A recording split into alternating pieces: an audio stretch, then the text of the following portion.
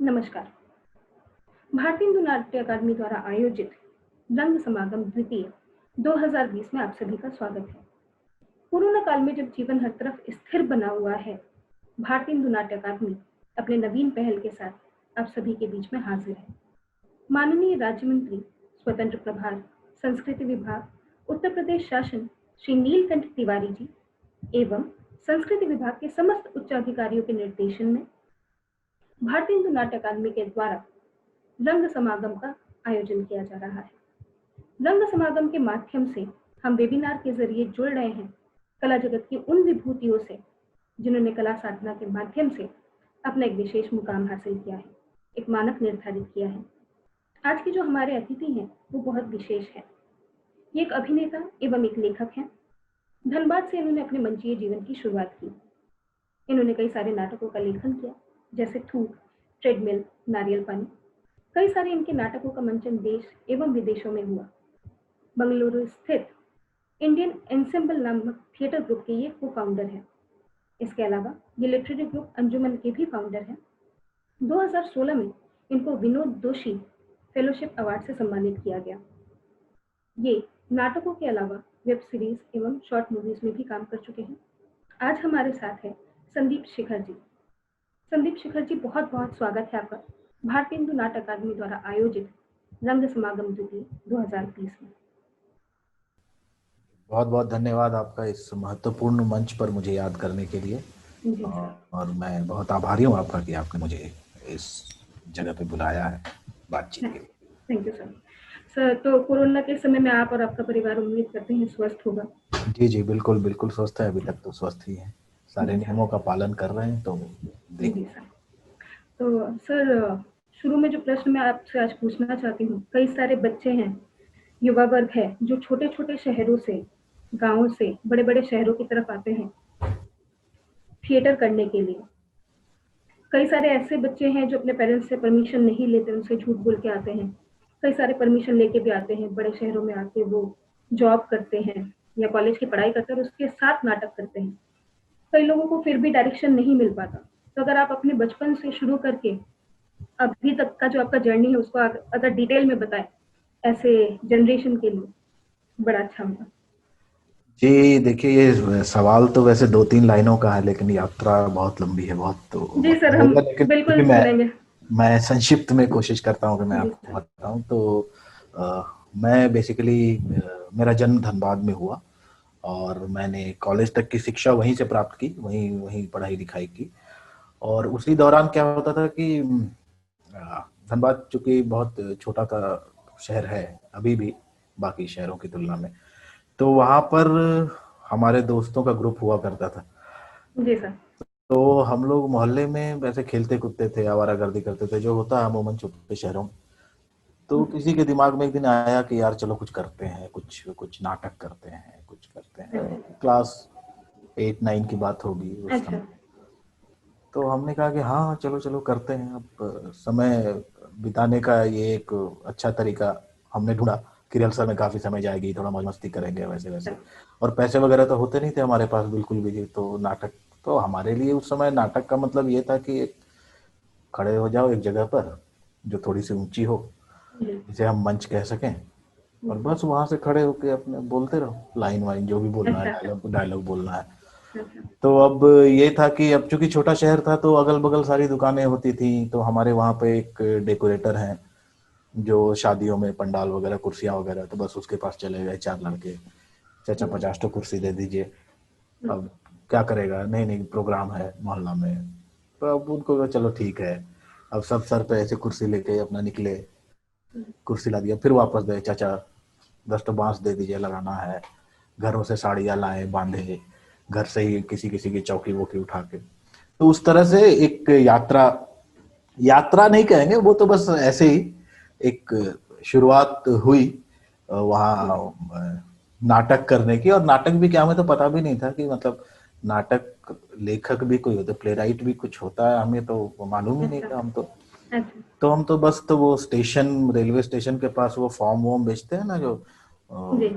SSC banking, और सरकारी exam हो गया। हाँ 8वीं पास सिपाही में भर्ती कैसे हो टाइप से, जी। उनके पास कुछ किताबें ऐसे ढूंढी तो उसमें से कोई किताब मिल गई, जैसे किसी भी नाटक का नाम हुआ, अ, दुल्हन ही दहेज है, या फिर इस तरह के, तो हम कोई भी किताब ले आते थे और उसको खुद ही करते थे। तो एक बार जब हमने किया तो हमें बड़ा मजा आया, मोहल्ले के लोग भी इन्वॉल्व हो जाते थे।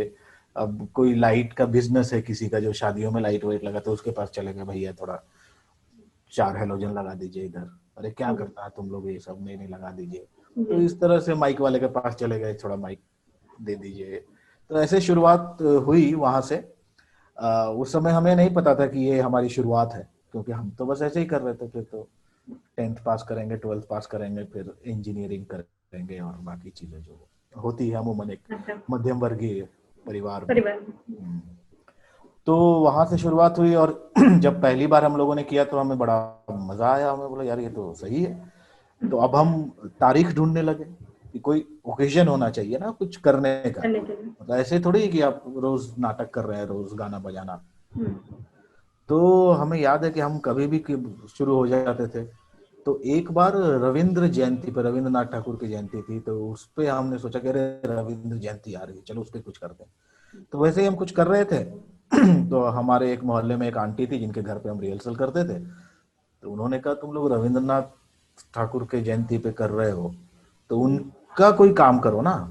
मतलब उनकी लिखी हुई कोई, उनका लिखा हुआ कोई नाटक हो, कोई कहानी हो। जी। हमने तो इतना कभी सोचा ही नहीं था कि अच्छा, हमें तो बस एक डेट चाहिए था, ताकि हम हम्म। मोहल्ले वाले को बता सके कि हम ऐसे फालतू डेट पे नहीं कर रहे हैं, हम हमारे पास है हम्म। एक अच्छा दिवस। तो अच्छा। उन्होंने, हमने कहा अच्छा रविन्द्रनाथ ने क्या लिखा हमें तो नहीं पता, मतलब कहाँ, अब धनबाद जैसे शहर में तो आप पता भी नहीं होता ना किताबें क्या। बिल्कुल। हाँ। तो उन्होंने कहा कि अच्छा मेरे एक जानने वाले हैं, उनका एक थिएटर ग्रुप है यहाँ पे, मैं उनसे पूछती हूँ अगर उनके पास। तो उस समय वहां पे एक थिएटर ग्रुप चल रहा था जिसका नाम था दस्तक सांस्कृतिक मंच। जी। और फिर उनसे फिर हमारा परिचय हुआ, और वहाँ के उस थिएटर ग्रुप के जो डायरेक्टर थे, जो मेरे पहले थिएटर टीचर रहे हैं, संजय कुमार लाहिरी। अच्छा। तो वो लोग काफी अच्छा थिएटर कर रहे थे। तो हमें तो कुछ भी पता नहीं था, तो उनसे मुलाकात हुई। और वो हर संडे को हमारे वहाँ पे एक गोल्फ ग्राउंड है, गोल्फ ग्राउंड के सामने एक छोटा सा पार्क है, राजेंद्र पार्क। तो वो अच्छा। खुले में हर संडे को उनकी रिहर्सल होती थी। और वो लोग ज्यादा नुक्कड़ नाटक करते थे। तो अच्छा। हमें तो पता भी नहीं था कि नुक्कड़ नाटक कुछ होता है।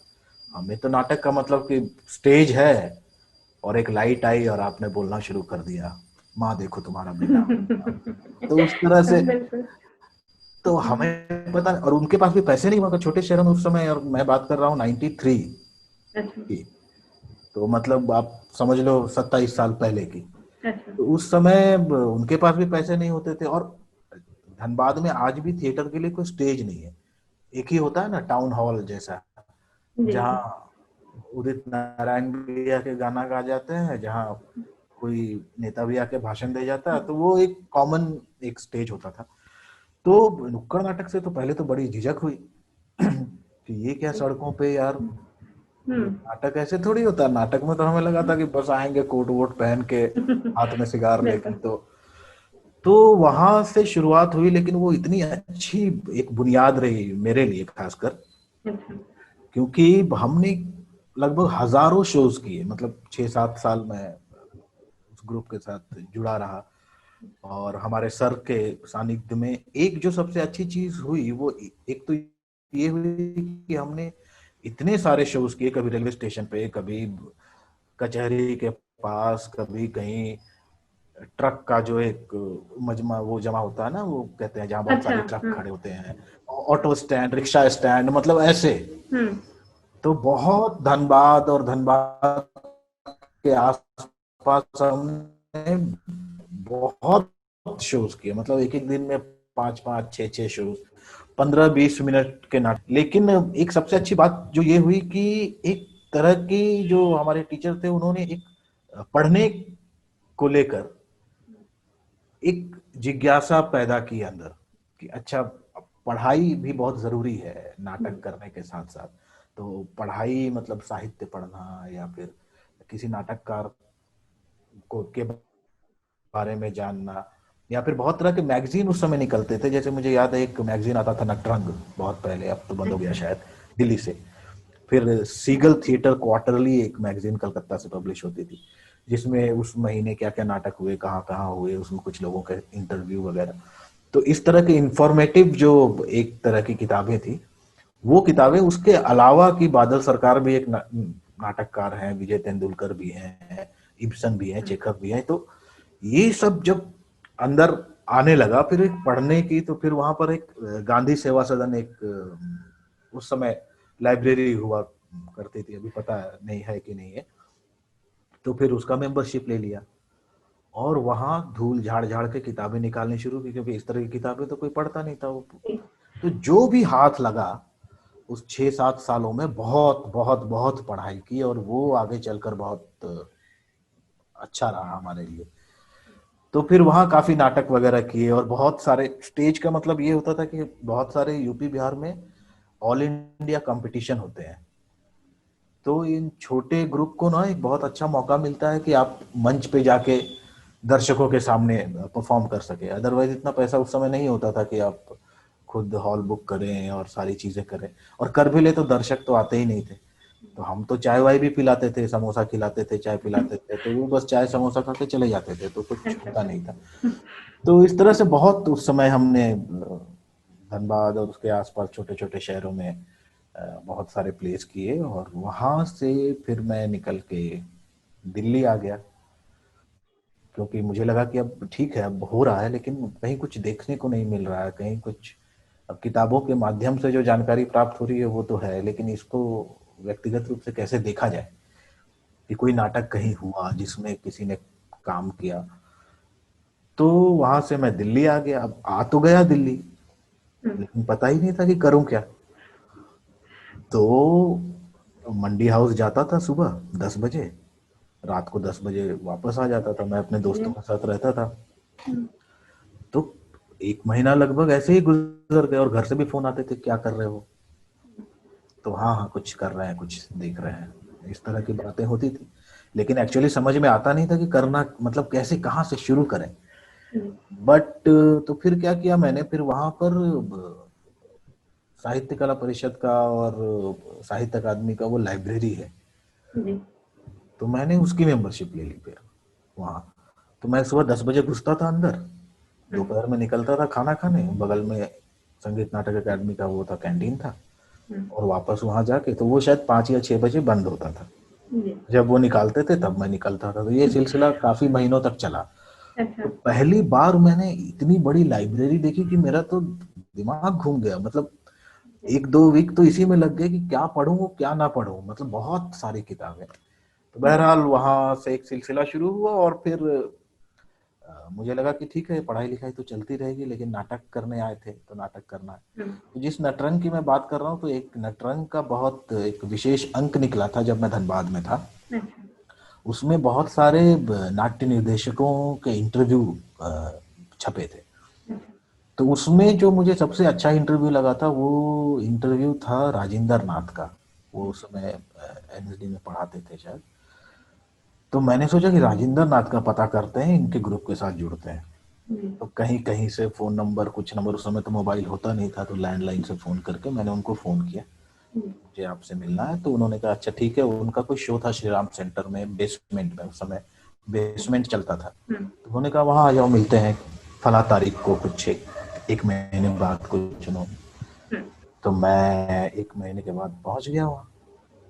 वहाँ पहुंचा, उनसे मुलाकात की, तो उन्होंने कहा अच्छा ठीक है, तो तुम एक काम करो, कल आ जाओ श्री फोर्ट में। उनकी रिहर्सल चलती थी ऑडिटोरियम के नीचे, कहीं बेसमेंट जैसा कुछ था। तो मैं दूसरे दिन वहां चला गया, तो उन्होंने बोला अच्छा तुमने नाटक किया, कुछ दिखाओ। तो मैंने कुछ कुछ दिखाया उनको, जो उनको काफी अच्छा लगा। तो उन्होंने कहा ठीक है आ जाओ ग्रुप में, अभियान उस थिएटर ग्रुप ग्रुप का का नाम नाम। था जी। तो मैं अभियान में शामिल हो गया, लेकिन उन्होंने एक बात कही कि देखो तुम अगर यही करने आए हो, तो हम तो साल में एक नाटक करते हैं, अच्छा। तो बाकी समय तुम क्या करोगे, कैसे करोगे? मैंने कहा जो भी करते हैं पहले मैं जुड़ूं तो सही। तो मैं 1 साल तक था, उनका एक नया नाटक शुरू ही, मतलब उसके शोज चल रहे थे।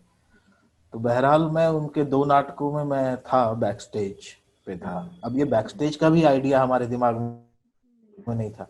पहले नाटक में उन्होंने कहा कि अच्छा जाओ टिकट काउंटर पर बैठ जाओ। तो मैंने बोला यार ये क्या है, मतलब छोटे शहर से एक आदमी आया हुआ, उसको टिकट बेचने में बड़ी शर्म आती है। मैंने बोला टिकट काउंटर कोई देख ना ले, कभी इधर छुप के देखूं कभी उधर छुप के देखूं कि कोई देख ना ले, क्योंकि वो जो एक नाटक का जो एक कल्चर है उससे मैं बिल्कुल वाकिफ नहीं था।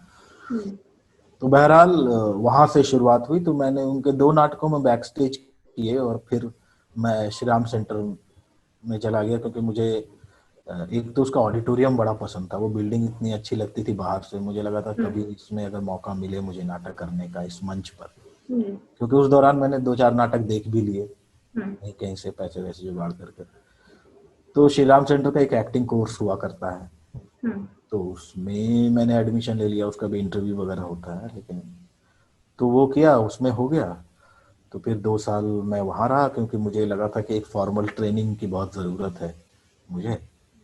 तो वो किया 2 साल, और उसके बाद फिर मैं बम्बई चला गया हीरो बनने। तो 6 साल धक्के खाए वहाँ पे। तो वहाँ 6 साल में मुझे ये रियलाइज हुआ कि मैं जिस आर्ट को करने आया हूँ, एक्टिंग, एक्टिंग के अलावा बाकी सब कुछ कर रहा था मैं, और कहीं एक्टिंग करने का अच्छा, मौका नहीं मिल रहा था। बाकी सब कुछ मतलब बाकी जैसे आपने फोटो छपवा ली है, मतलब वो फोटो लेके आप घूम रहे हैं इस डायरेक्टर के दरवाजे पे, उस अच्छा, डायरेक्टर के दरवाजे पे, ये वो। अब खाने के लिए पैसे भी चाहिए, तो कभी आपने किसी स्क्रिप्ट का कुछ कर दिया, कहीं कुछ लिख जी, दिया, कहीं आप वो भीड़ में वॉइस ओवर देते हैं ना, वो सब, कि वो भीड़ की एक आवाज चाहिए, तो उसमें भी जाके आवाज दे दी। तो इस तरह के कई सारे काम कर रहा था सिवाय अच्छा, एक्टिंग के।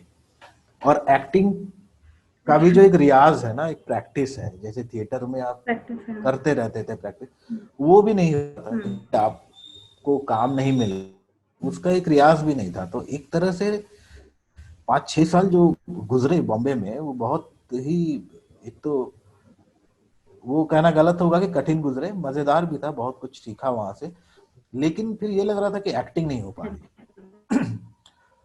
फिर मेरी शादी हो गई। शादी हो गई क्या, मैंने की, हो तो नहीं जाती है, करनी पड़ती है, तो की मैंने शादी। तो मेरी जो पत्नी थी वो बैंगलोर में रहती थी, और वो यहाँ अभिषेक मजूमदार के साथ एक नाटक कर रही थी। तो शादी से पहले मैं आता जाता रहता था यहाँ पे। तो वो, तो उस दौरान मैं शादी से पहले आया, तो अभिषेक से मेरी मुलाकात हुई, फिर उसके रिहर्सल में मैं गया 2-3 दिन, जो भी छुट्टियों में आया था। तो मुझे बड़ा अच्छा लगने लगा कि यार यही तो है, यही तो करना है। फिर फाइनली एक रात अच्छा, मैंने डिसाइड किया, क्योंकि मेरी वाइफ ने बोला कि क्या क्या क्या कर रहे हो बम्बई में। एक तो बम्बई का उस समय का टाइमिंग भी बहुत अलग था, क्योंकि ना मैं फिर लिखने में अ, जुड़ गया था, कि पैसे कमाने का एक अच्छा, माध्यम, वो सीरियल्स वगैरह के लिए मैं एक बालाजी के बहुत अच्छे राइटर हैं, अभी तो वो अपनी अलग कंपनी, अपनी उनकी अब अलग कंपनी है अभी, वो महेश पांडे नाम था उनका। तो उनके साथ मैं एज असिस्टेंट काम करने लगा, बहुत कुछ सीखा कि कैसे लिखा जाता है, कैसे कैसे क्या होता है, अच्छा, और बिल्कुल एक घर वाला माहौल तैयार हो गया था उनके साथ। तो वहाँ बहुत कुछ फिर लिखने लगा, लेकिन टाइमिंग ऐसी होती थी, क्योंकि मैं शाम को निकलता था 5-6 बजे और सुबह आता था 8-9 बजे। तो जब मेरी वाइफ जागती थी तब मैं सोता था, जब मैं सोता था तब वो जागती थी। तो इस तरह से, तो एक दिन डिसाइड किया कि चलो यार, जब नाटक ही करना है, एक्टिंग करनी है, थिएटर करना है, तो फिर हम लोग बोरिया बिस्तरा बांध के बैंगलोर आ गए। और बैंगलोर में तब तक अभिषेक लंदन जा चुके थे। तो मैंने विवेक विजय कुमारन के साथ मिलकर एक थिएटर कंपनी शुरू की, आवर थिएटर के नाम से, क्योंकि ये बात मुझे 6-7-8 सालों में पता चल चुकी थी कि किसी के लिए इंतजार करना ठीक नहीं है, कि कहाँ अच्छा, जाऊं, किसके साथ करूं, खुद ही शुरू हो जाओ। और अच्छा, हमारे देश में थिएटर कंपनी बनाना कोई बड़ी बात है नहीं, सिर्फ नाम चाहिए। तो हमने एक अच्छा, नाम रख लिया, और फिर उस दौरान मैंने नाटक लिखा कि नारियल पानी के नाम से। उससे पहले अभिषेक जब जा रहे थे, जी, उससे पहले उसने मुझसे कहा था कि एक हिंदी में नाटक आप लिखिए, तो मैंने ट्रेडमिल लिखा था। और मैंने उनको कहा था कि आप लौट कर आइए तो फिर आपके साथ हम ये नाटक करेंगे। तो बहरहाल तो वो मैं आ गया था बेंगलोर, मैंने नारियल पानी किया, उसके शोज किए, काफ़ी मज़ा आया। फिर अभिषेक आए, फिर अभिषेक के साथ मिलके इंडियन ensemble कंपनी फॉर्म किया, और फिर उसका पहला नाटक ट्रेडमिल हमने किया साथ में, और फिर वहां से सिलसिला शुरू हुआ तो फिर आज तक चल ही रहा है उस तरह से। चल रहा है, बिल्कुल। जी तो सर आपने बताया कि इकोनॉमिकल एक स्ट्रेस रहता है इस स्ट्रगल में। जी। तो जो बच्चे बॉम्बे जाते हैं वो ऐसे थिएटर करते हैं कुछ साल, कुछ पैसा कलेक्ट करते हैं, बॉम्बे जाते हैं, किसी को चांस मिलता है, किसी को नहीं मिलता। तो एक ऑल्टरनेटिव करियर बना के जाना कितना इम्पोर्टेंट है, आप क्या कहेंगे इसके बारे में? कि कुछ पढ़ाई करे अलग से, एक ऑल्टरनेटिव रहे लोगों के पास, पार्ट टाइम रहे जब वो मुंबई जाते हैं। हम्म देखिए, मुझे ऐसा लगता है कि थिएटर करके अगर आप अपनी शर्तों पे काम करना चाहते हैं, ऐसा नहीं है कि थिएटर से आप पैसे नहीं कमा सकते। हम्म, बहुत जगह से बहुत सारे ग्रांट हैं, बहुत सारे सरकारी अनुदान भी हैं, आप ले सकते हैं। लेकिन अगर आप अपनी शर्तों पे काम करना चाहते हैं तो न सिर्फ थिएटर बल्कि किसी भी फील्ड में एक तरह का संघर्ष है। हम्म, तो मुझे ऐसा लगता है कि अगर आप बम्बई जा रहे हैं, पहले तो ये कि क्यों जा रहे हैं बॉम्बे। जैसे अब जब मैं बॉम्बे छोड़ कर आया हूं तो मैं बॉम्बे में ज्यादा काम कर रहा हूं, अच्छा। क्योंकि मुझे ऐसा लगता है कि आपको एक जो जिस जिस भी विधा में आप काम करना चाहते हैं, चाहे वो थिएटर में आप एक्टिंग करना चाहते हो, चाहे डायरेक्टर हो, चाहे हम्म, राइटर हो, चाहे लाइट देख रहे हैं, चाहे कॉस्ट्यूम, जो भी आप काम कर रहे हैं, मुझे लगता है कि उसमें अगर आप बहुत ही मतलब डूब के काम करें, तो आजकल तो जमाना ऐसा कि पूरी दुनिया आपके मोबाइल पर है, तो जिसको जी। भी आपकी जरूरत होगी वो आपको ढूंढ के निकाल लेगा।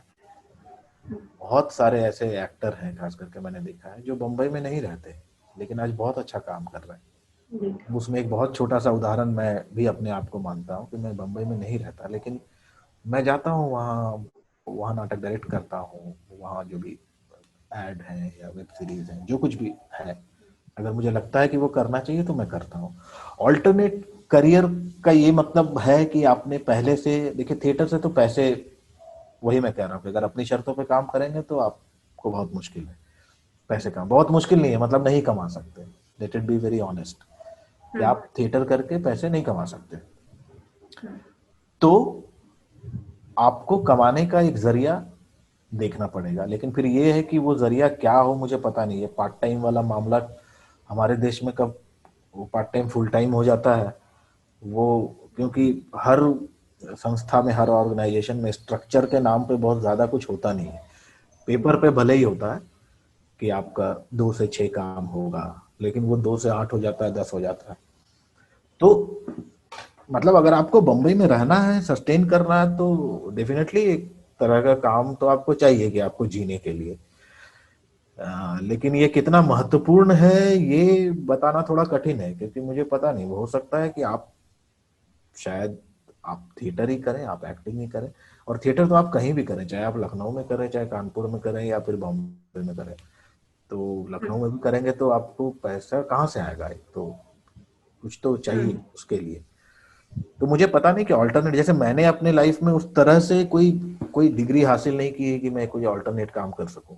थिएटर वालों के लिए बहुत आसान है, वर्कशॉप के माध्यम से पैसा कमाना, या फिर किसी स्कूल में आप थिएटर टीचर आजकल तो हम्म, बहुत डिमांड में है, वो बन जाते हैं। तो हम्म, मुझे एक्चुअली पता नहीं है कि आपको ऑल्टरनेट करियर साथ में लेके चलना चाहिए या नहीं चलना चाहिए। मैं शायद गलत आदमी हूँ जो इसका जवाब ढूंढने की कोशिश कर रहा हूँ, बट उतना कुछ खास मिल नहीं रहा है। अच्छा। लेकिन मुझे ये लगता है कि आपको जरूर एक, मतलब ये तो स्वाभाविक सी बात है ना कि आप जिंदा है तो आपको खाना चाहिए, मतलब तभी आप जिंदा रहेंगे। हम्म, अब अगर आप एक विधा से, एक फॉर्म से, एक काम से आपको पैसे नहीं मिल रहे हैं तो आप तो पैसे कमाएंगे ही किसी न किसी माध्यम से। जी। बिल्कुल। सर आप कई सालों से नाटक कर रहे हैं, अभी भी कर रहे हैं, इसके अलावा आपने शॉर्ट मूवी की, अभी आपने एक वेब सीरीज किया पंचायत। जी। कैसा एक्सपीरियंस रहा दो अलग अलग माध्यमों में काम करने का? मेरे लिए बहुत, देखिए क्या है कि ये मेरी पहली उस तरह से वेब सीरीज थी, या, हम्म, या फिर इससे पहले जो एक शॉर्ट फिल्म की थी नींद। तो मुझे काम के फोन तो आते हैं बॉम्बे से हम्म, करने के बहुत ज्यादा, लेकिन मुझे, मैं ना बैंगलोर में बहुत संतुष्ट हूँ। अच्छा। मैं जो करना चाहता हूँ मैं वो कर रहा हूँ, और जितने पैसों की ज़रूरत है, क्योंकि मैं भी दूसरे दूसरे जगहों पर कुछ कुछ काम करके जितने पैसों की ज़रूरत है उतनी हो जाती है। तो अगर मुझे एक्टिंग ही करना है तो मैं तो बहुत अच्छा एक्टिंग कर रहा हूँ, मैं देश में विदेश में जाके परफॉर्म कर रहा हूँ, तो इससे अच्छी बात मेरे लिए क्या हो सकती है। तो मैं काम को लेकर भी थोड़ा सा अ, उस तरह से रहता हूँ कि कोई भी काम ना कर लूँ, खास करके कैमरे के सामने। तो हाँ। अगर जैसे जब पंचायत मेरे पास आई थी तो मुझे बहुत अच्छा लगा था ये स्क्रिप्ट जो भी उन्होंने मुझे बताया था, तो मुझे लगा कि ये करते हैं। और संयोग ऐसा था कि मैं उस समय बॉम्बे में एक प्ले डायरेक्ट कर रहा था, अच्छा। तो उसी दौरान फिर उन्होंने कहा कि सर अगर आप तो ये कर सकते हैं तो देखिए, तो वहाँ बातचीत हुई, जो कुछ भी हुआ वो तो वो हो गया। अब मुझे आजकल कैमरे के सामने काम करना बड़ा चैलेंजिंग लगता है, क्योंकि मेरे अच्छा, लिए ये ऐसा नया क्यों? नया नया अनुभव है अच्छा। मेरे लिए। अच्छा। और हाँ। बहुत, क्योंकि मंच पर जब हम होते हैं तो हम पूरे मास्टर फ्रेम में ही होते हैं ना, पूरा पूरा शरीर दिखता है, अनलेस कि कोई दिखता है। अलग तरह का कोई उसमें काम हो या जो कुछ भी हो। तो और कैमरे पे क्या होता है कि कैमरे पे बहुत ही उसका फ्रेम बहुत मायने रखता है। तो उस हम्म। छोटे से फ्रेम में आप कितना खेल सकते हैं, कितना कर सकते हैं। माइन्यूट काम जो होता है ना, बहुत फाइनर काम, वो स्टेज पे आप नहीं कर सकते, लेकिन वो आप कैमरे के सामने कर सकते हैं। कि सिर्फ आंखों से इशारा अगर आप करेंगे स्टेज पे तो आपको बड़ा लंबा चौड़ा एक देना पड़ेगा जेस्चर, कैमरे में बिल्कुल। ऐसे करेंगे तो आप फ्रेम के ही बाहर हो जाएंगे शायद। तो ये जो छोटी छोटी तकनीकी हम्म। चीज है, ये बहुत मेरे लिए भी बहुत चैलेंजिंग है, इसलिए बहुत एक्साइटिंग भी है। तो मुझे तो बड़ा मजा आता है ऐसे काम करने में, और जहाँ एक तरह का माहौल मिले कि बाकी लोग भी जो हैं वो भी काफी अनुभवी लोग हैं जो इतने सालों से काम कर रहे हैं, तो उनसे भी काफी कुछ सीखने को मिलता है। तो मुझे अभी फिलहाल तो मजा आ रहा है, अब आगे का पता नहीं कि कैसा रहेगा। तो थिएटर एक्टिंग तो कैमरे की एक्टिंग में हेल्प करता ही है। कैमरे की एक्टिंग में जो आप नया कर रहे हैं, क्या उससे थिएटर एक्टिंग में कुछ डिफरेंसेस है उसके बाद जब आपने नाटक किए जाते हैं? कुछ डिफरेंसेस, कुछ नया हुआ? नहीं, मुझे बल्कि आप ये बहुत अच्छा सवाल आपने पूछा है, ये मैंने उस तरह से सोचा नहीं था, लेकिन अभी आपने पूछा तो मैं सोच रहा हूँ कि अच्छा। जब हम कैमरे की एक्टिंग करके आते हैं तो एक्चुअली मैंने जो किया है, मैंने बिल्कुल भुला दिया है कि मैंने कैमरे पे कोई काम किया है, हम्म। क्योंकि वो इतना सूक्ष्म होता है। और आवाज भी जो है ना उसकी बहुत कम होती है, अनलेस कि आपको कोई हम्म। चीखने चिल्लाने वाला कैरेक्टर कैमरे के आगे करना हो। हम्म। तो उसको मैंने तो बिल्कुल भूल गया हूँ मैं कि मैंने हम्म। कैमरे पे काम किया है।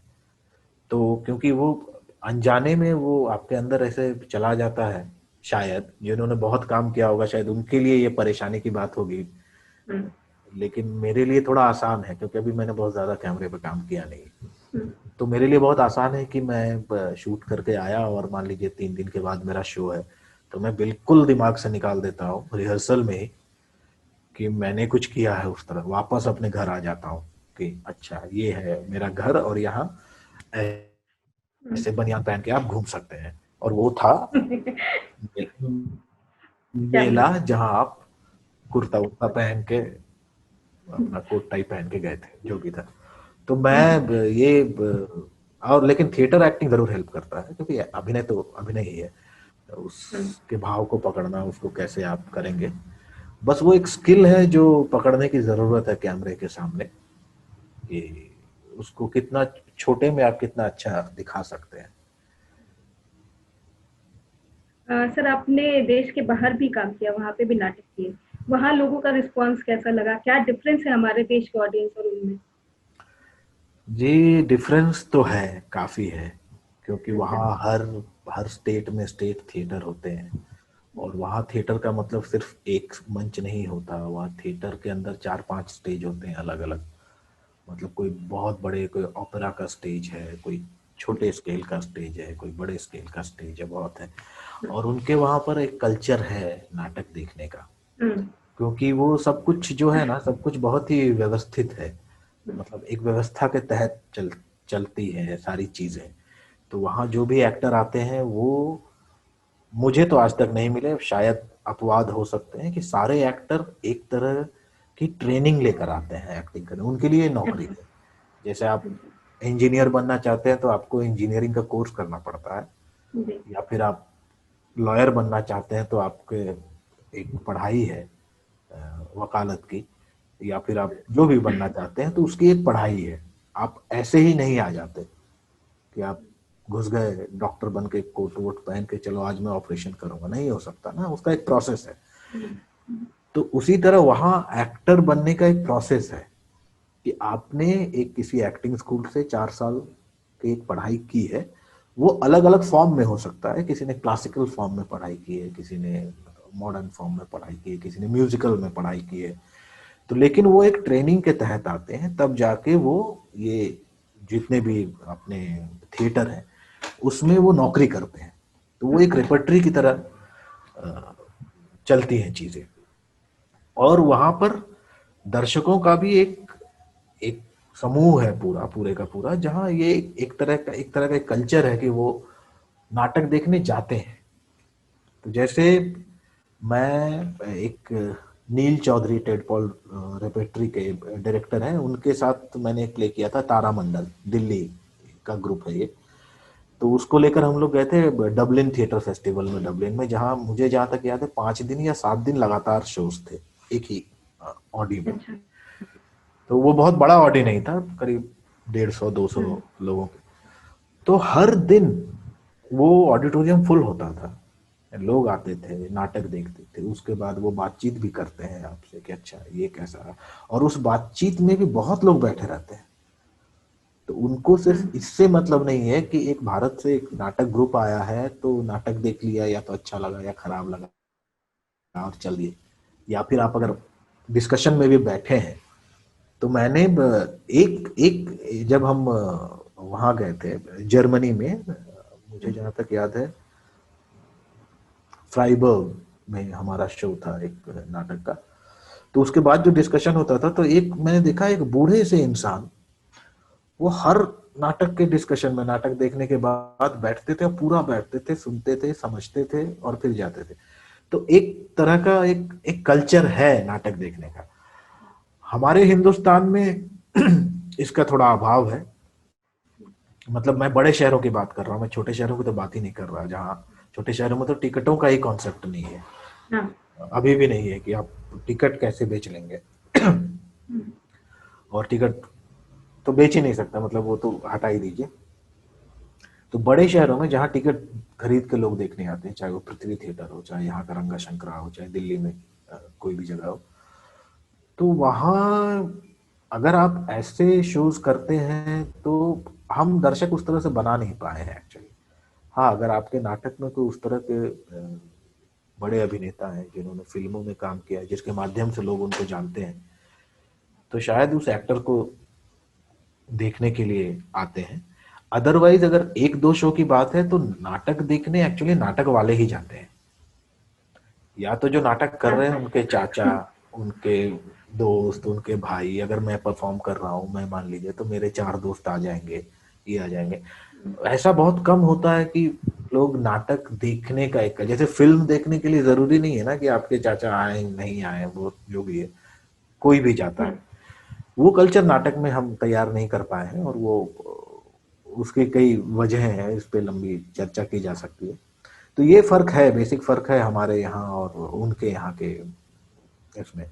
और वो लोगों का जो भी है, जो कुछ बहुत ही मतलब सब कुछ बहुत ही ऑर्गेनाइज्ड है। हमारे यहाँ पे चीजें उतनी ऑर्गेनाइज्ड है नहीं, तो शायद इस वजह से वो है। और शायद उनकी जरूरत है नाटक देखना वहाँ के लोगों की। जरूरत इन द सेंस, मतलब जरूरत जरूरत। जैसे जैसे मान लीजिए कि वो शाम को जब निकलते हैं, हम्म। उनके यहाँ भी फिल्में बनती होंगी, उनके यहाँ भी इस तरह के बहुत वो, जैसे हम सो कॉल्ड पॉपुलर सिनेमा कहते हैं, वो भी चलता होगा और चलता है। लेकिन एक एक बहुत बड़ा वर्ग होता है जो जो अपने आप को एडुकेट करने में लगा रहता है, उसे ये, मैं आपको एक एग्जांपल देता हूँ। जैसे अ, मैं और मेरे एक मित्र गोपाल दत्त, हम लोग एम्स्टर्डम में थे एक बार, हॉलैंड में।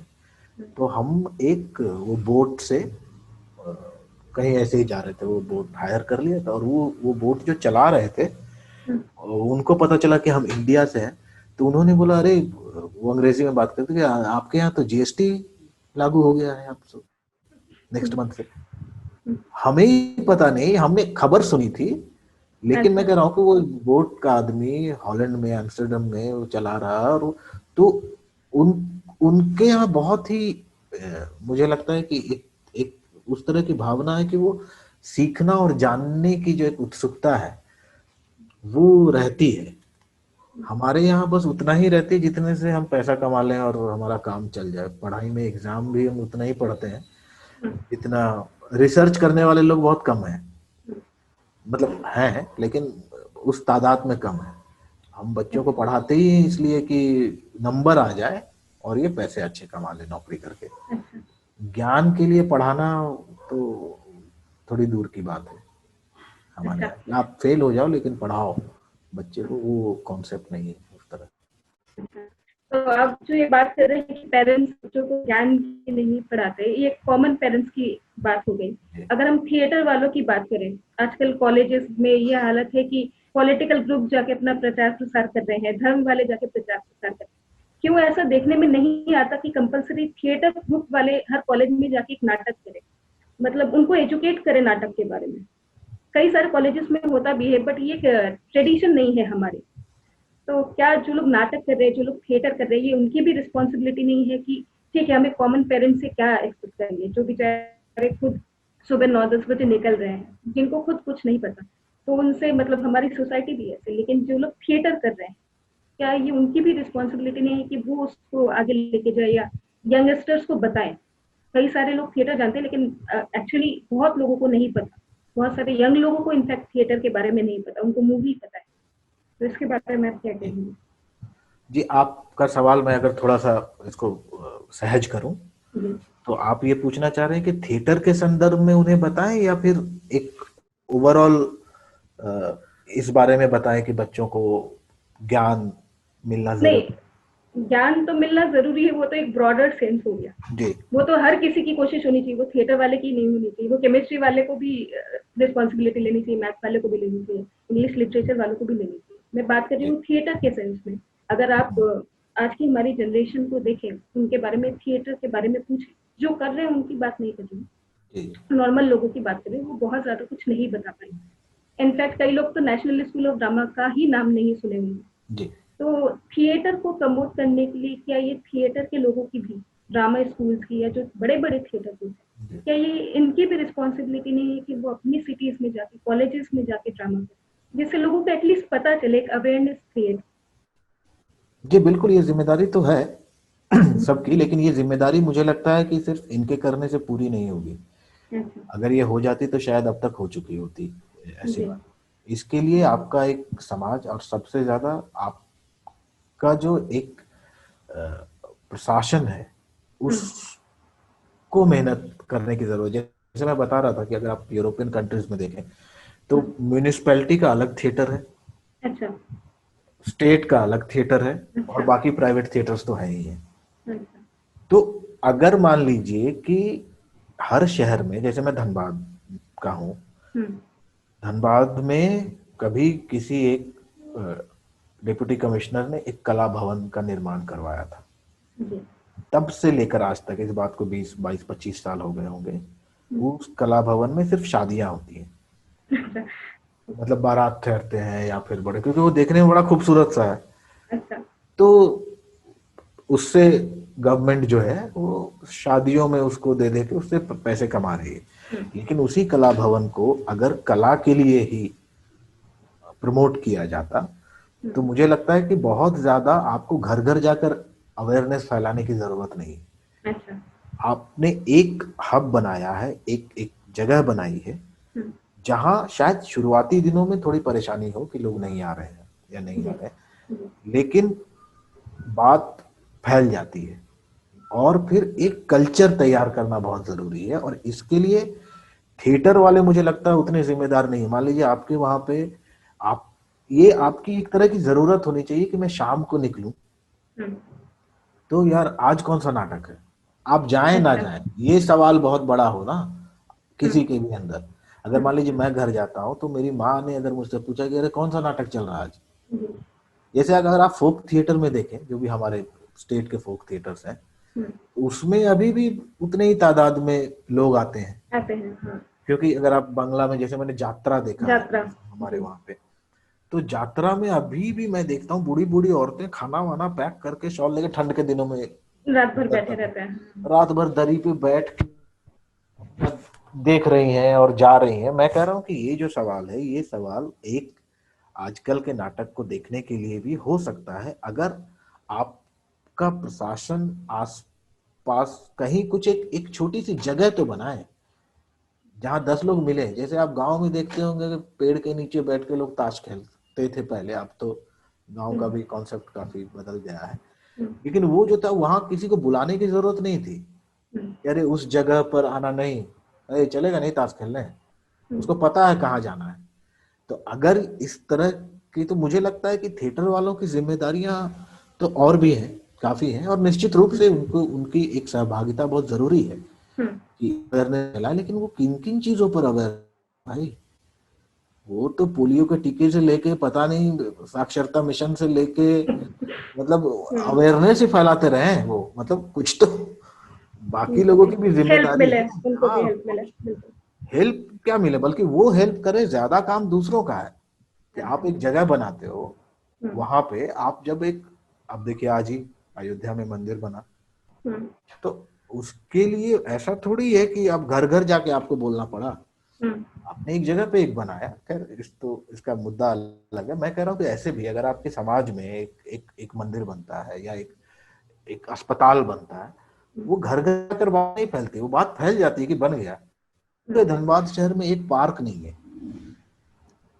एक पार्क के नाम पे एक पार्क हुआ करता था कभी, हम्म। जहाँ पता नहीं अभी क्या होता है, अभी तो पता, वो तो बिल्कुल ही खंडर हो चुका है। तो एक थोड़ी दूर तो जाके एक पार्क बना है, बिरसा मुंडा पार्क, पता नहीं वहाँ भोजपुरी गानों वानों की शूटिंग वूटिंग होती है शायद, उस तरह का। तो पूरे शहर में जब से मैं पला बड़ा हूँ, मैंने अपने शहर में एक पार्क नहीं देखा जहाँ लोग जाके बैठे। तो अगर एक पार्क बनता है तो उसके लिए कुछ बताने की जरूरत नहीं है किसी को कि एक पार्क बना है, वो बनने के क्रम में ही लोगों को पता चल जाता है। जब कला भवन बन रहा था, हम लोग बतौर रंगकर्मी हम इतने एक्साइटेड थे कि चलो एक चीज बन रही है और मजा आएगा, यहाँ तो ये होगा वो होगा। आज तक वहां एक काम नहीं हुआ।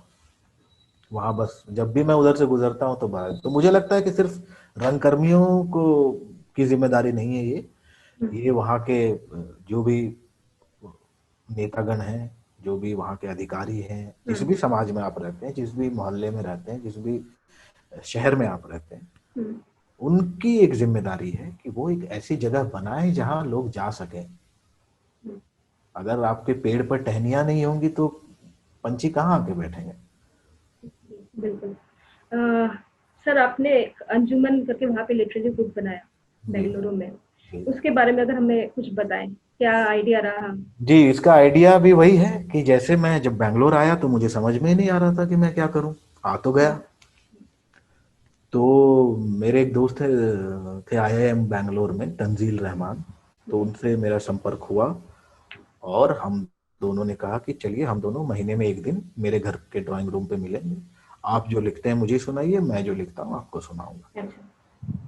तो महीने में एक दिन हम मिलते थे, किसी संडे या सैटरडे को, दो लोग मेरे घर पे बैठ के हम मेरी लिखी हुई कविताएं उनको सुनाते थे, उनकी लिखी हुई कविताएं खुद सुनते थे, और इस तरह ये सिलसिला चलते रहा।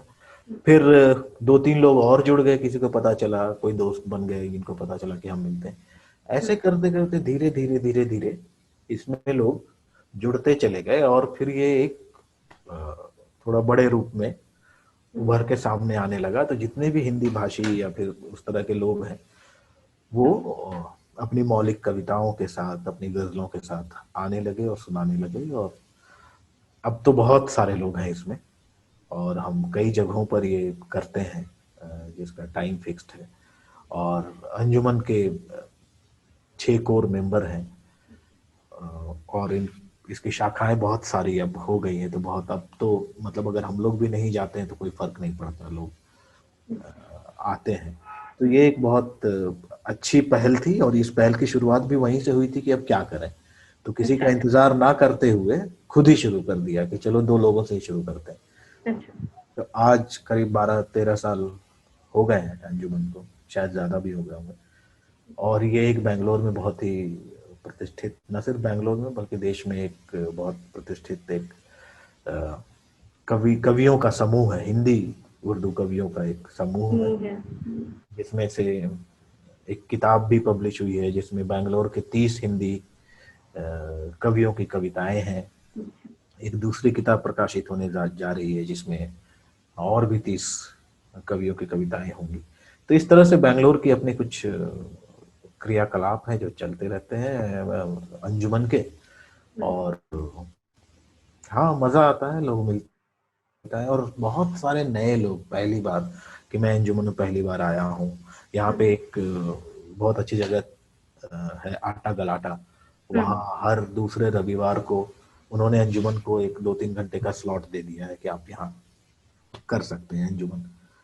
तो हम उनके बहुत आभारी हैं कि उन्होंने वो जगह दी, और लोगों को पता है कि हर दूसरे संडे को, वही मैं कह रहा हूँ कि वो जो इसी से रिलेटेड वो बात है कि हमने कहीं इसका प्रचार नहीं किया, हमने कहीं कुछ कहा नहीं, हम सिर्फ फेसबुक पे या इंस्टाग्राम पे लिख देते हैं कि संडे इतने बजे अंजुमन है।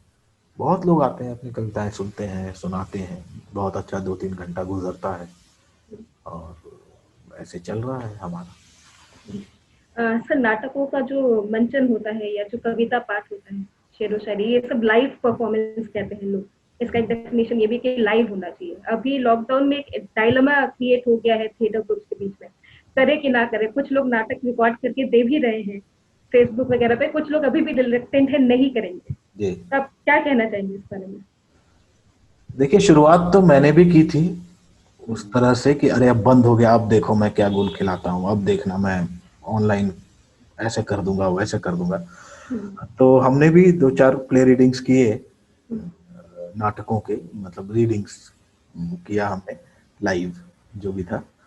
लेकिन फिर मुझे ये बहुत ज्यादा हो रहा है, मुझे लगता है कि अगर एक तरह की विपत्ति आपके सामने है तो उसका एक अनुभव जो है वो भी उतना ही जरूरी है जितना, तो मैं अभी वो अनुभव को लेने में लगा हुआ हूँ। मैं बहुत अच्छा। ज्यादा अब बहुत कुछ नहीं कर रहा हूँ, यदा कदा कुछ कुछ होता है तो करता हूँ, अदरवाइज मैं, और ऐसे भी मैं कहीं कह रहा था कि थिएटर का एक्टर तो ऐसे ही हमेशा लॉकडाउन में ही रहता है जब तक कि उसकी रिहर्सल नहीं होती है। अच्छा। तो वो तो वैसे भी कुछ करता नहीं है ना, क्या करेगा वो, नाटक शुरू हुआ तो रिहर्सल कर रहा, अदरवाइज तो घर पे ही बैठा हुआ। तो मुझे बहुत ज्यादा इससे कुछ फर्क उस तरह से पड़ नहीं रहा है, टू बी वेरी ऑनेस्ट। और मुझे लगता है कि ये एक ऐसा समय जो आपकी लाइफ में शायद फिर कभी नहीं आएगा, तो इस समय को नकारना कि नहीं मैं नहीं मानूंगा इसको, ये मुझे ठीक नहीं लगता है। मुझे लगता है कि जो है आप उसको रहिए, उसको उसको भोगिए थोड़ा, और ये अनुभव भी है आपके जीवन में तो करते हैं।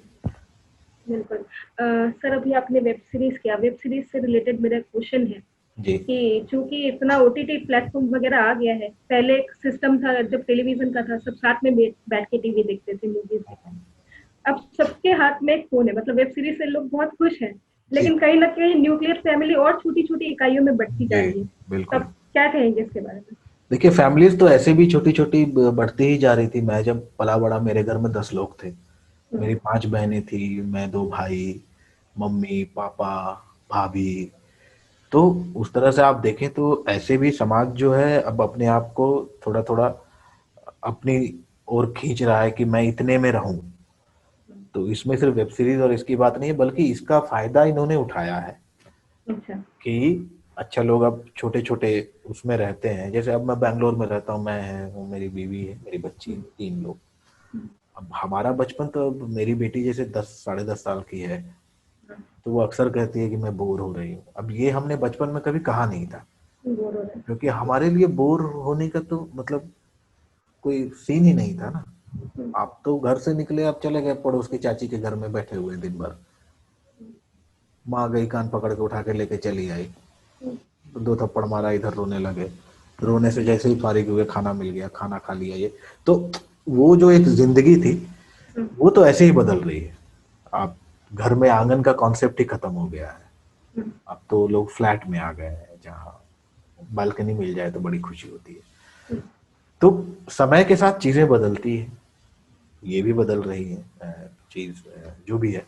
और ये छोटे छोटे न्यूक्लियर फैमिली जो है ये इसकी वजह से नहीं आया, बल्कि नेटफ्लिक्स और अमेजोन ने इस न्यूक्लियर फैमिली के हिसाब से चीजें तय की हैं। और एक जो समय का अभाव है अभी लोगों के जीवन में, कि आपको रात को 8 बजे नहीं बैठना है टीवी के सामने, आप कभी भी कहीं भी ब्रश करते हुए भी आप 4 मिनट देख लेते हैं, फिर चाय बन गया तो अच्छा ठीक है इसको बंद कर दिया, फिर देख लेते हैं।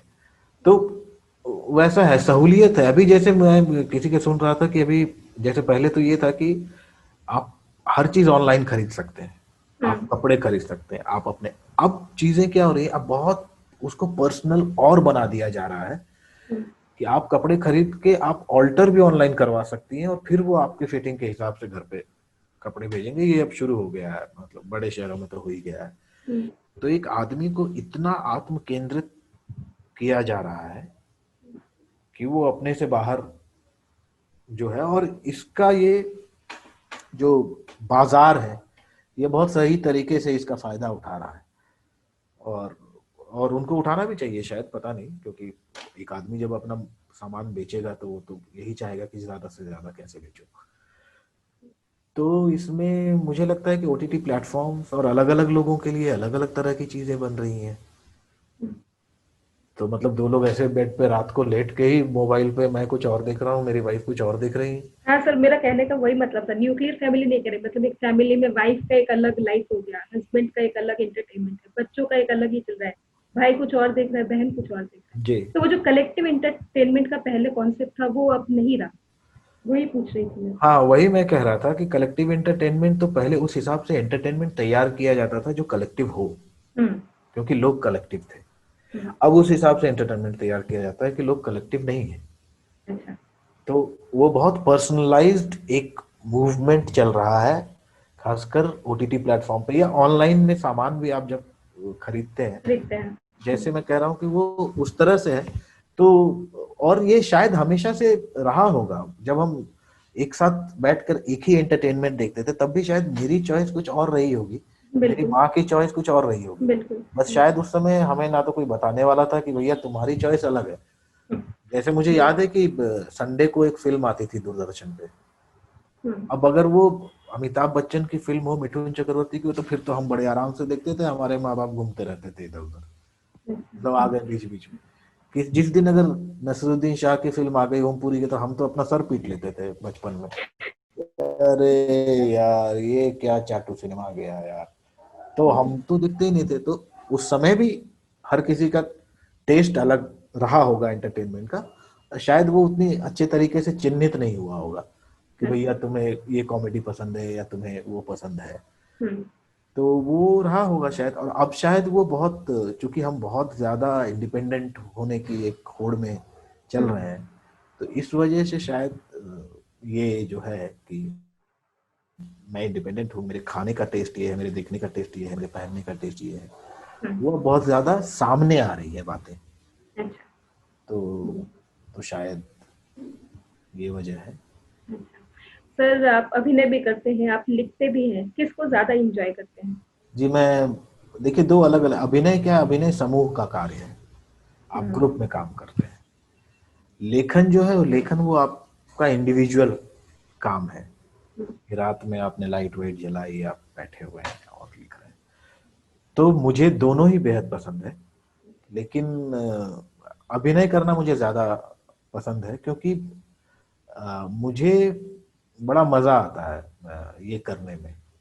अब क्यों मजा आता है इसके कई वजह हो सकते हैं अगर मैं ढूंढूं, लेकिन मूल तौर पे ये है कि मुझे बहुत मजा आता है लोगों लोगों के साथ एक एक कुछ नया तैयार करने में।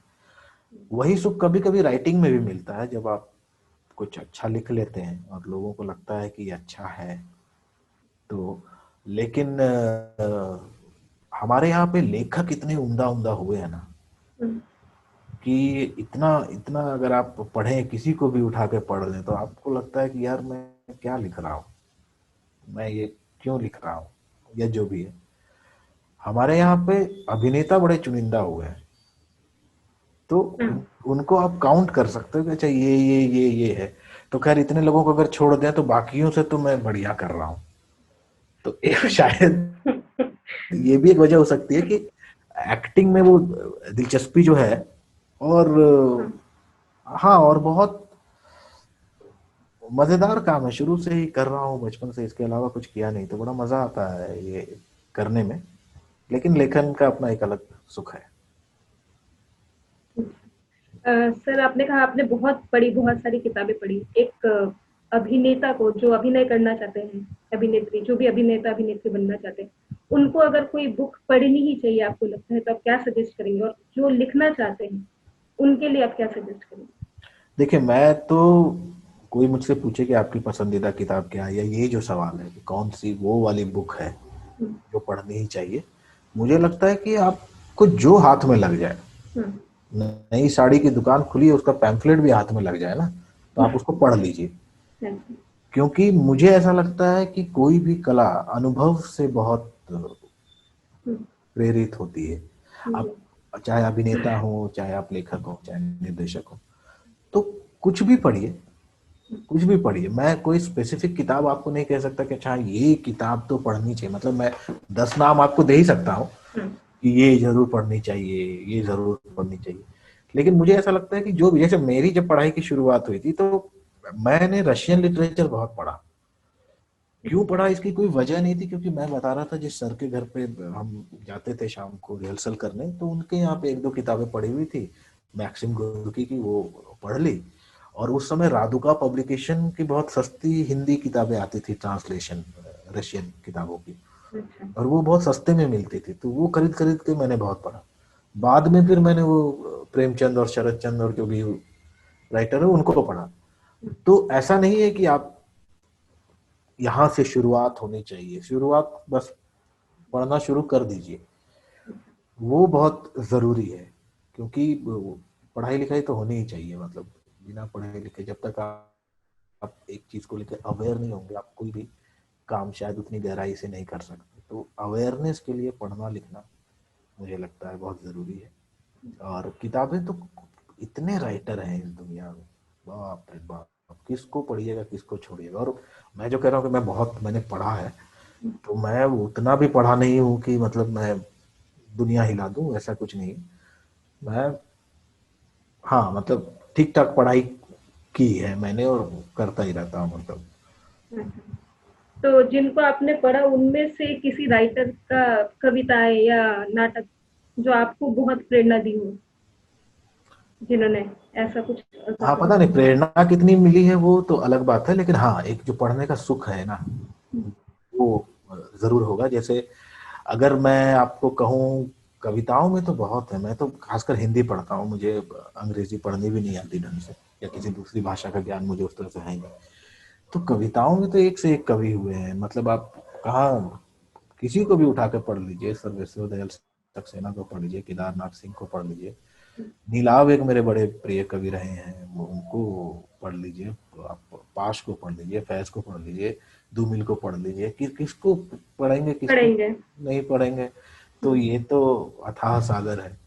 फिर अगर आप कहानियों में अगर आप जाते हैं कि चलो वो कहानियां पढ़नी है, तो कहानी तो आप किसी की भी पढ़िए, मतलब चाहे आप अ, प्रेमचंद से शुरू करें या फिर कहीं से भी शुरू करें, किसी को भी पढ़िए। कहानियों में निर्मल वर्मा है अपने, और कविताओं और कहानियों में दोनों में अपने विनोद कुमार शुक्ल हैं, उनकी किताबें पढ़िए, उदय प्रकाश को पढ़िए, स्वयं प्रकाश को पढ़िए।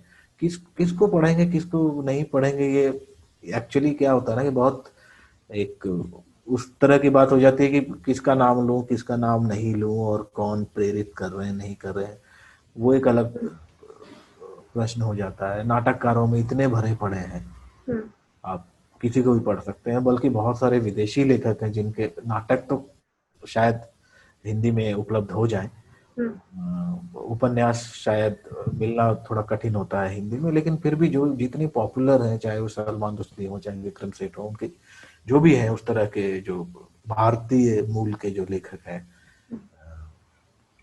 तो उनकी आप किताबें मिल जाती हैं। और आजकल तो बहुत आसान है, घर पे बैठे बैठे आप सर्च कर सकते हैं। तो बहुत लेखक हैं, बहुत बहुत लोग हैं जो लिख रहे हैं, पढ़ रहे हैं, लिख रहे हैं, तो किसी को भी पढ़ लीजिए, बहुत मजा आएगा। फिर उसमें फिर आपका एक स्वाद बनेगा कि अच्छा मुझे ये वाले इस तरह की लेखनी ज्यादा पसंद है।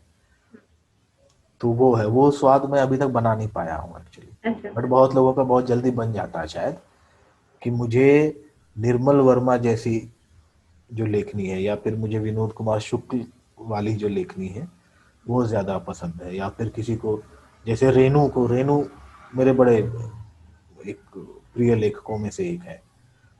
तो उनकी कहानियां जो कि बहुत ही कलोकियल होती है, बहुत ही देशज जी। भाषा भाषा में लिखी होती है, तो वो मुझे बड़ा एक्साइट करती है कि अच्छा ये भी है। तो कुछ भी पढ़िए, बस पढ़ते रहिए, और क्या। तो लिखने में भी क्या आपका ऐसा ही है कि कुछ फेवरेट नहीं कि लिखना चाहता हूँ मैं, जो भी आए जिस भी डायरेक्शन में नहीं लिख नहीं, लिखते ऐसा रहता नहीं हूँ? है कि अभी बहुत समय से मैंने कुछ लिखा नहीं है, इसलिए क्योंकि कुछ दिमाग में आया ही नहीं है कि क्या लिखूं। अच्छा। तो ऐसा नहीं है कि कुछ भी लिख दिया, कुछ भी लिखने के लिए नहीं, व्हाट्सएप। कुछ भी मतलब किसी भी डायरेक्शन में लिखने की बात करें, वो कोई भी टॉपिक हो सकता है, हाँ ऐसा नहीं, है क्या? मतलब वो आना चाहिए अंदर, जैसे अच्छा। कि एक तो पहले जरूरत महसूस हो कि आपको लिखना है, अच्छा। वो एक बहुत जरूरी है। जैसे मान लीजिए अगर आपको जरूरत महसूस नहीं होती है कि मुझे एक शर्ट चाहिए, अच्छा। तो आप अगर ऐसे ही शर्ट खरीदने चले जाते हैं तो आप शायद कोई भी शर्ट आप उठा लें। हम्म, लेकिन अगर आपको लगता है कि मुझे एक ही शर्ट खरीदनी है, हम्म, और आज मैं जा रहा हूँ वो शर्ट खरीदने, तो आप बहुत चयन करते हैं ना, जी। मुझे ये खरीदना है, अच्छा इसका कलर ठीक नहीं है, अच्छा इसकी फिटिंग ठीक नहीं हो रही है, अच्छा ये ब्रांड मुझे ठीक नहीं लग रहा है। तो फिर आप उसको पहनते हैं, फिर घर आके देखते हैं, फिर लगता है कि हाँ ठीक है, फिर आप उसको पहन के थोड़ा बाहर निकल कर देखते हैं कि लोगों का क्या नजरिया है। तो मुझे अच्छा। लगता है कि जब मैं खास करके जब लिखने बैठता हूँ, तो एक तो पहले वो जरूरत महसूस हो अगर अच्छा। कि नहीं मुझे लिखना ही है, हम्म, तो फिर मैं लिखने बैठूंगा। और वो कभी कभी ऐसे भी आ जाती हैं चीजें कि अरे, और कभी कभी आप बहुत सोच रहे होते हैं तो नहीं आती है। वैसे जो अच्छे लेखक हैं वो रोज लिखते हैं, रोज काम करते हैं, तो फिर आपका दिमाग भी उस तरह से चलता है, शायद आइडियाज भी उस तरह से डेवलप होते रहते हैं कि। तो मैं वो वाला लेखक नहीं हूँ, मैं तो ऐसे ही लिखता रहता हूँ। तो वो जब आती है बात कि हाँ इस पे लिखनी है कुछ हम्म, चीजें, तो मैं लिखना शुरू करता हूँ। और फिर उसी तरह से कि अच्छा क्या क्या जरूरी है, क्या नहीं है, उस लिहाज से फिर वो आगे बढ़ती है। और मेरे साथ एक थोड़ी सी समस्या भी है, वो ये है कि मैंने कहानियां भी लिखी हैं, नाटक भी लिखे हैं, मैं कविताएं भी लिखता हूँ, मैं गजलें भी लिखता हूँ।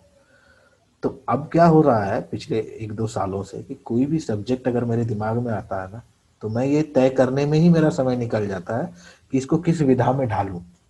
अच्छा। अगर कोई कवि है, मूलतः अगर वो कवि ही है, हम्म। तो उसको कोई विषय आएगा तो वो उस पर कविता ही लिखेगा, और हम्म। अच्छी कविता लिखेगा। जी। अब मेरे साथ क्या है कि मैं इसी द्वंद में रह जाता हूँ कि मैं इस विषय पे नाटक लिखूं, कहानी लिखूं, कविता लिखूं, या क्या लिखूं। और हम्म, इस चक्कर में क्या होता है कि वो कुछ नहीं होता। अच्छा।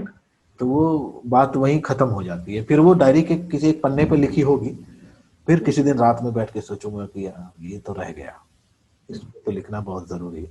तब तक 10 चीजें और आ जाती हैं जीवन में, फिर आप उधर मुखर हो जाते हो कि अच्छा ये भी तो है, इस पे भी तो लिखना।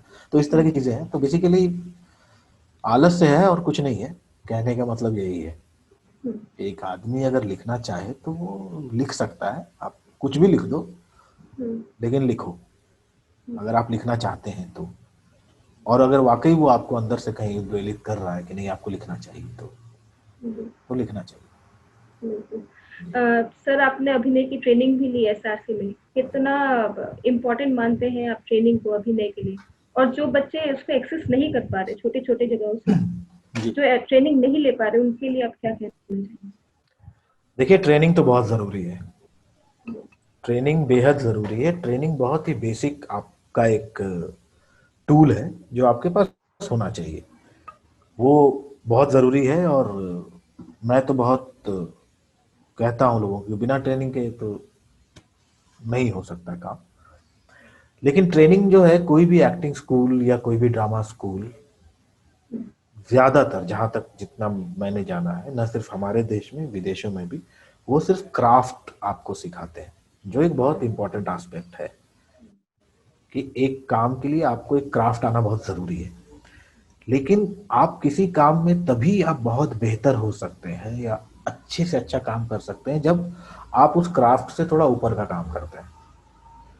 जैसे मतलब उदाहरण के तौर पर मैं बताऊं कि जैसे मान लीजिए ये उदाहरण मैं कई जगह देता हूं। मैं अभी किसी को फोन पे बता भी रहा था कि देखो ये कितना अच्छा उदाहरण है मेरे जीवन का। कि जैसे मान लीजिए कोई एक कारपेंटर है जो टेबल कुर्सी बेड वेड बनाता है। उसके लिए क्राफ्ट सीखना तो जरूरी है। मैं और आप तो शायद नहीं बना पाए। बिल्कुल कैसे कील मारते हैं, कैसे उसको रन्ना काटते हैं। मारते हैं, कैसे उसको आरी से काटते हैं, तो ये क्राफ्ट जो है दुनिया के जितने कारपेंटर होंगे सबको पता होगी। लेकिन ऐसा क्या है, कुछ कुछ फर्नीचर जब आप कुछ उस तरह की दुकानों में जाते हैं जहां, या फिर ऑनलाइन आप देखते हैं, आप देखते ही बोलते कि अरे यार ये वाला टेबल चाहिए। तो उस टेबल में ऐसा क्या है जो बाकी टेबल में नहीं है? उस टेबल में सिर्फ क्राफ्ट नहीं है, वो क्राफ्ट से ऊपर की बात है। जैसे एक और उदाहरण मैं आपको देता हूं कि जैसे संगीत में अगर आप देखें तो संगीत में वही स्वर है, वही सब कुछ है, वही सरगम है। लेकिन अगर मैं उदाहरण दूं हरिप्रसाद चौरसिया जी की, वो ऐसा क्या बांसुरी बजा देते हैं जो बाकी बांसुरी वादक नहीं बजा पाते, क्योंकि व्याकरण तो वही है उसका, सबका। या फिर बिस्मिल्लाह खान की शहनाई में ऐसी क्या बात थी? शहनाई वादक तो बहुत हुए देश में और सब उसी व्याकरण से होके गुजरे। तो मुझे हमेशा लगता है कि वो जो कोई भी कला में आप बहुत बेहतर या अच्छा या शायद अपने आप को संतुष्ट, अगर आप मीडियोकर सोच नहीं रखते हैं, तो वो तभी आप कर पाते हैं जब आप क्राफ्ट से ऊपर सोचकर काम करते हैं। तो ये बहुत जरूरी है कि क्राफ्ट आप तो सीखना ही चाहिए। अगर क्राफ्ट ही नहीं आएगा, हाथ में हथौड़ी थमा दे बोले कील ठोको, तो अब वही पता नहीं है तो आप कील ऊपर ठोकेंगे नीचे ठोकेंगे, वो कैसे करेंगे? तो सबसे पहले तो क्राफ्ट सीखना बहुत जरूरी है। उसके बाद जो है उसको बेस बना के फिर आप उस पर कैसे काम करेंगे आगे। तो मुझे लगता है जो भी थिएटर स्कूल से निकलते हैं या जिस भी स्कूल से निकलते हैं, तो आप वहाँ क्राफ्ट सीखते हैं। वहाँ कोई अलग तरह की इस तरह की पढ़ाई नहीं होती जो आपको क्राफ्ट के बियॉन्ड जाकर या आपके इमेजिनेशन को पुख्ता करने के लिए कोई काम करवा रही हो। तो क्राफ्ट सीखना तो बहुत जरूरी है मुझे लगता है, और बाद में फिर आपकी अपनी यात्रा है। सर, इसका एक दूसरा भाग भी मैंने आपसे पूछा कि उसके बाद भी काफी सारे लोग इस क्राफ्ट को एक्सेस नहीं कर पा रहे हैं, जो किसी ट्रेनिंग स्कूल में नहीं जा पा जी जी। रहे, वो क्या करेंगे जी अगर वो? देखिए, जो जो करते भी है ना, तो मुझे ये लगता है कि जैसे मैं आपको बता रहा हूँ कि जैसे अभी बहुत बड़ी समस्या है कि कोई एक यंग लड़का या लड़की आती है और वो कहते हैं मुझे थिएटर करना, मैं क्या करूं? हम्म, तो भले ही चाहे वो एक्सेस कर पाए, लेकिन कहाँ एक्सेस करेंगे? जी, ये भी एक बड़ा सवाल है, क्योंकि वही बात है कि हमारे देश में कितने भारतेंदु नाट्य अकादमी या कितने राष्ट्रीय नाट्य विद्यालय कितने हैं? मतलब कम से कम करोड़ों लोग तो करना चाहते हैं थिएटर, या लाखों लोग करना चाहते हैं, लेकिन उनके लिए जगह नहीं है कि आप कहाँ जाके करेंगे। मतलब सीखने की जगह नहीं है, जो एक इंस्टीट्यूट की मैं बात कर रहा हूँ, जो एक विद्यालय हो जहाँ जाके वो सीखें। तो मुझे ये लगता है कि हमारे देश में खास करके हमारी भी जो शुरुआत हुई, तो एक तरह से आप किसी के साथ मिलकर आप लगातार काम कर रहे हैं, या आप कई जगहों पर जा जाके काम कर रहे हैं। अनफॉर्चुनेटली जैसा मैं कह रहा हूँ कि हमारे देश में उस तरह का कोई स्ट्रक्चर है नहीं जो विदेशों में है, जो दूसरे यूरोपियन कंट्रीज में है, जहां आपको पता होता है कि मैं इस 40 स्कूल में मैं अप्लाई करूंगा। जैसे आप कॉलेज में कैसे हम्म, अप्लाई करते हैं, उस तरह से वहां पे थिएटर स्कूल्स हैं कि आप वहां अप्लाई करते हैं, अच्छा इसमें नहीं हुआ चलो इसमें देखते हैं, इसमें नहीं हुआ चलो इसमें देखते हैं, तो कहीं ना कहीं आपको एक दाखिला मिल जाता है। शायद शायद नहीं भी मिलता होगा तो चलो नेक्स्ट ईयर कर लेंगे, बट एक उम्मीद रहती है कि हम करेंगे। यहाँ तो कुल मिला के कितने 100 लोग भी नहीं आते होंगे पूरे साल में थिएटर स्कूल में, अगर हम सारे थिएटर स्कूल को उस तरह से मिला मिलाएं दे जी। तो 100 बच्चे भी होंगे कि नहीं पता नहीं। तो इसका एक्चुअली सटीक जवाब तो मेरे पास होगा नहीं कि वो क्या करें। बस मेरा यही मानना है कि अगर आपको करने की इच्छा है हम्म, और वाकई आप करना चाहते हैं तो आपको रास्ता मिलेगा, बस आप शुरू कर दीजिए करना। जी। और आजकल तो बहुत आसान है, आजकल तो आप अकेले भी शुरू कर सकते हैं यार, कहीं भी खड़े होकर। तो या तो आप किसी के साथ जुड़िए, वहां से 4 लोग आपको मिलेंगे जो आगे लेके जाएंगे, फिर वहां जी। से 4 लोग और मिलेंगे। जैसे जब तक मैं दिल्ली नहीं गया था तो मुझे मुझे तो पता ही नहीं, मैं तो कर ही रहा था ना। और हाँ, करते करते बहुत कुछ आप सीखते हैं, ऐसा नहीं है कि नहीं सीखते हैं।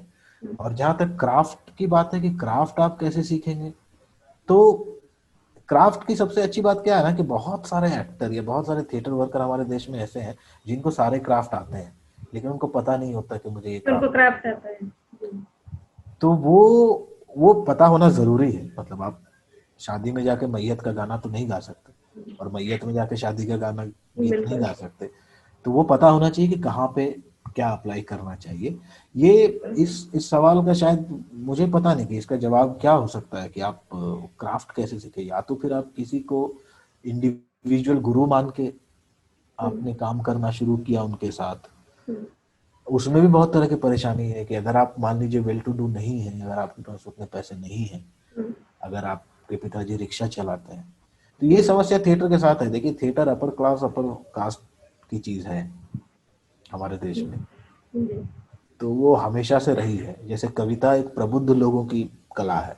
हम्म, मतलब आप सर्वेश्वर दयाल सक्सेना की कविता आप रिक्शे वाले को ऐसे सुनाएंगे और वो नहीं होगा, क्योंकि उस फॉर्म का मतलब ही वो है। जैसे अगर आप पेंटिंग किसी को दिखाएं, तो जो सही मायने में पेंटिंग की जानकारी नहीं रखता, जिसे थोड़ी बहुत भी समझ नहीं है, जिसमें से मैं भी एक हूँ, तो मैं ये कह सकता हूँ कि हाँ हाँ बहुत अच्छा, लेकिन ठीक है मतलब है कुछ, लेकिन मुझे पता नहीं। आप किसी चीज को तभी अप्रिशिएट कर पाएंगे जब उसके बारे में थोड़ी जानकारी हो। तो अगर आप क्राफ्ट सीखना चाहते हैं और आप किसी स्कूल में नहीं गए हैं, तो या तो आप ऐसे पता कीजिए। आजकल तो आसान है वैसे थोड़ा, मतलब मोबाइल तो सबके पास है, बिल्कुल। आप शायद सर्च करके पता कर सकते हैं कि कौन कौन लोग काम कर रहे हैं हम्म, थिएटर के फील्ड में। उनसे जाके अगर मिलने का मौका मिले, हम्म, उनके साथ काम करने का मौका मिले, तो इस तरह से आप शायद क्राफ्ट के बारे में आपको जानकारी हो जाए। और अगर आप एक लंबे समय से नाटक कर रहे हैं और हम्म, कई सारे कर रहे हैं तो आपको क्राफ्ट आता होगा। बस यही है कि आपको पता हो कि आपको क्राफ्ट आता है। तो एक्चुअली इसका कोई सटीक जवाब है नहीं मेरे पास कि वो क्राफ्ट कहाँ से सीखे, क्योंकि कहाँ मैं कहाँ बताऊँ कहाँ से सीखे। मैं और बहुत लोग ऐसे भी होते हैं जो मेरी तरह के लोग हैं, मैं आपको बहुत ईमानदारी से बता रहा हूँ, जो पढ़ा भी नहीं सकते सलीके से। मुझे पता है कि मैं क्या कर रहा हूँ या मुझे पता है कि इसको क्या करना चाहिए, लेकिन मैं शायद वो आर्टिकुलेट नहीं कर पाता हूँ उस तरीके से हम्म, कि मैं ये बता पाऊँ कि मैं इस समय पे क्या आपको समझाने की कोशिश कर रहा हूँ। तो ये भी समस्या है कि अगर वो कोई मेरे पास आ जाए तो 2-3 दिन से ज्यादा मैं ज्यादा कुछ बता भी नहीं पाऊंगा। हम्म, अच्छा 3 दिन तक है मेरे पास आर्टिकुलेशन, हम्म, चौथे दिन से मैं उसको शायद ये बता भी ना पाऊँ कि अच्छा आप कैसे, जबकि वो सारी चीजें मुझे पता है। हम्म, उसको ट्रांसलेट करना एक स्किल है, हम्म, वो बहुत लोगों के पास शायद नहीं है, जिसमें मैं भी हूँ। तो ये भी एक समस्या हो सकती है कि अगर आपको लगता है कि संदीप शिखर तो बहुत काम कर चुके हैं, चलो इनके पास जाके ही सीखते हैं, तो ये गलत जगह पे आ गए आप। तो ये बड़ी दुविधा वाली स्थिति है। तो मुझे पता नहीं कि वो क्राफ्ट कहाँ सीखेंगे, शायद वो करते करते करते करते ही होगा, और तो कोई तरीका मुझे दिखता नहीं। हाँ, मतलब जितना समय लगना चाहिए उससे शायद ज्यादा लगे कुछ दिन। लगता ही है, लगता ही है। मतलब जी। खासकर अब मुझे पता नहीं, अब तो बहुत आसान हो गया है किसी को किसी से भी किसी के कांटेक्ट में आना थ्रू मोबाइल, थ्रू इंटरनेट और जो भी हमारे सोशल मीडिया वगैरह है। पहले तो ऐसा नहीं था। और शायद अभी भी उतना आसान तो शायद नहीं रहा हो, नहीं है। नहीं है शायद, कि कैसे वो करे।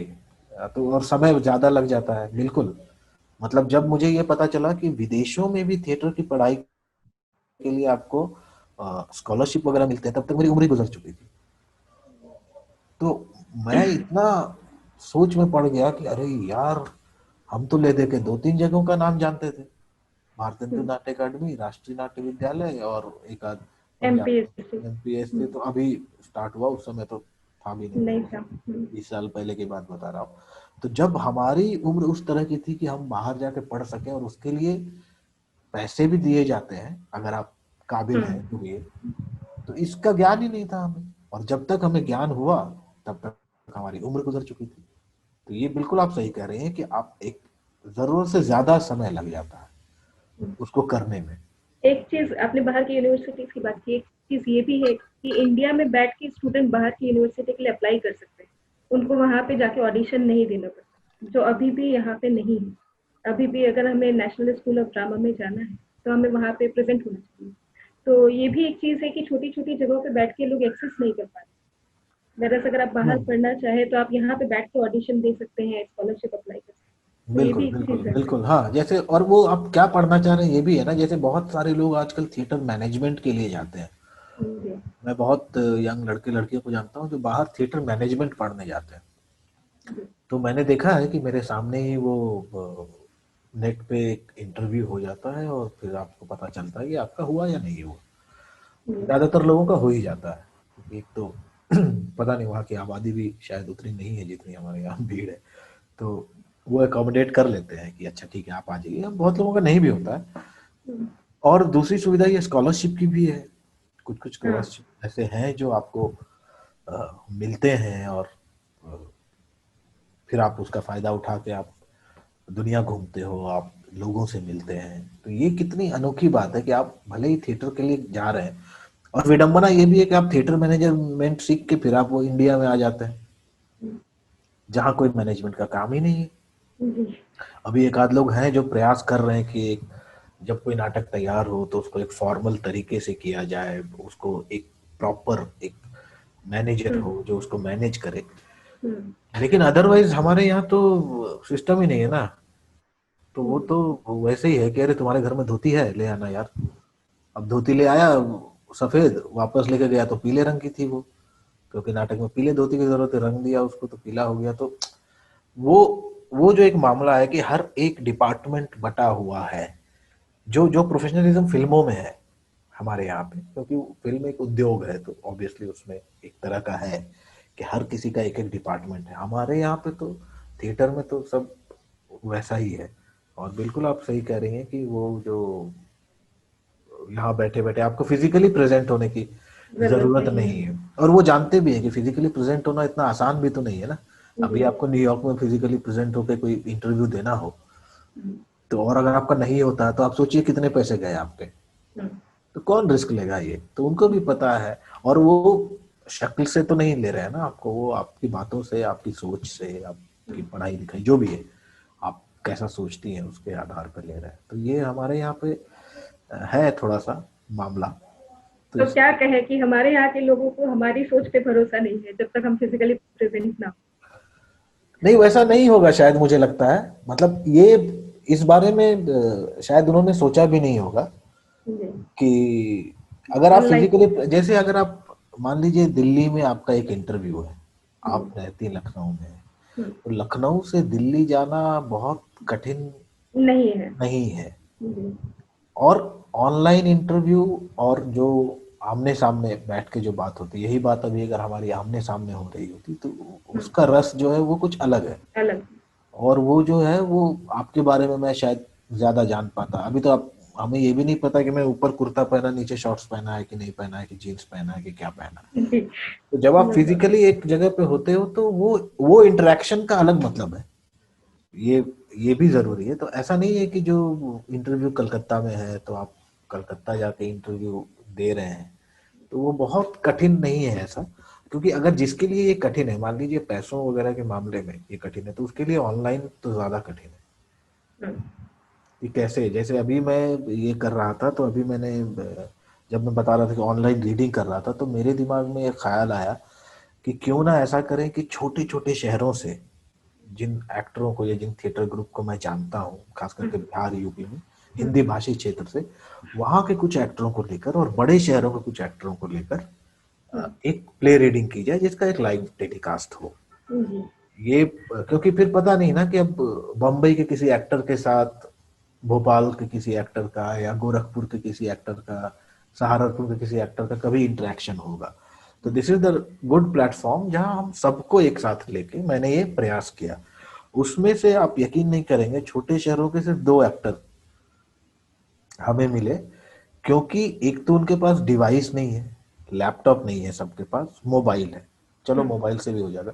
अब वो इंटरनेट इतना वीक है हम्म, कि आप ऑनलाइन उस तरह से 1 घंटे का नाटक नहीं पढ़ा जा सकता उनके साथ। जी, तो मान लीजिए कि अगर कोई इंसान है ऐसा जिसको इंटरव्यू देने कलकत्ता जाना है, जो आर्थिक रूप से उतना सक्षम नहीं है शायद, नहीं है, तो उसके लिए ऑनलाइन भी उतना ही कठिन होगा जी, कि वो कैसे करे, या हो सकता है किसी दूसरे के पास जाके करे या करे, मतलब पता नहीं, डिफिकल्ट है उस तरह से।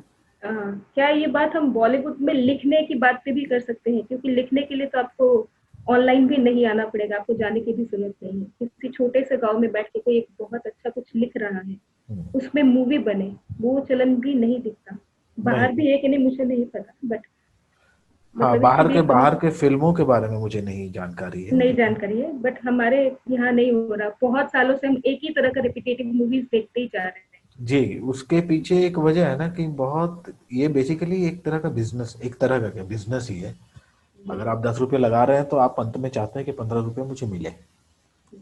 और आपने देखा है कि उसने ये वाला चिप्स बेचा तो उसको 15 रुपए मिल गए 10 रुपए लगा के, तो मैं भी यही चिप्स बनाऊंगा और मैं भी कमा लूंगा। ये जो एक तरह की होड़ है, ये एक अलग मामला है। जहां तक लिखने का सवाल है कि आप छोटे शहरों में बैठ के लिख रहे हैं और चूंकि ये मामला बहुत ज्यादा बिजनेस पे डिपेंड करता है, तो ऐसा नहीं है कि जो राइटर है वो घर पे बैठ के लिख रहा है और फिर उसका काम हो गया। उसको 50 मीटिंग करनी पड़ती है प्रोड्यूसर के साथ बैठ के, डायरेक्टर के हम्म, साथ बैठ के। और क्योंकि मैंने काम किया है थोड़ा बहुत इस फील्ड में, हम्म, तो खास करके अगर आप सीरियल वगैरह लिख रहे हैं तो फिर तो आपकी रोजी मीटिंग ऑलमोस्ट है चैनल पे। आपको सेट पे होना पड़ता है, आप वो एक अलग गणित है पूरा, अच्छा, कि आज एक एक्टर नहीं आया, अब उसका सीन बदल के आप किसी और एक्टर का करो तो वहीं बैठ के आप लिख रहे हो। तो वो तो एक अलग है। लेकिन जहां तक फिल्मों का सवाल है, तो उसमें भी बहुत बहुत समय लगता है, 2 3 4 साल लग जाते हैं। और इसमें सबसे बड़ी समस्या क्या है राइटरों के साथ खासकर, हम्म, कि मान लीजिए किसी को लगा कि मुझे फिल्म बनानी है, आपको हम्म, लगा कि मुझे फिल्म बनानी है, सबसे पहला इंसान जिसे आप ढूंढेंगे वो है राइटर, जो हम्म, आपको या तो आइडिया दे या स्क्रिप्ट दे या कुछ करे या कोई हम्म, कहानी दे। अब आपने बोला कि मैं ये फिल्म बनाऊंगी, आप लिखो। अब वो राइटर लिख रहा है, लिख रहा है, लिख रहा है, लिख रहा है, लिख रहा है, 6 महीने हो गए, आपका पता ही नहीं क्योंकि आपने फिर तब तक दूसरा कुछ शुरू कर दिया।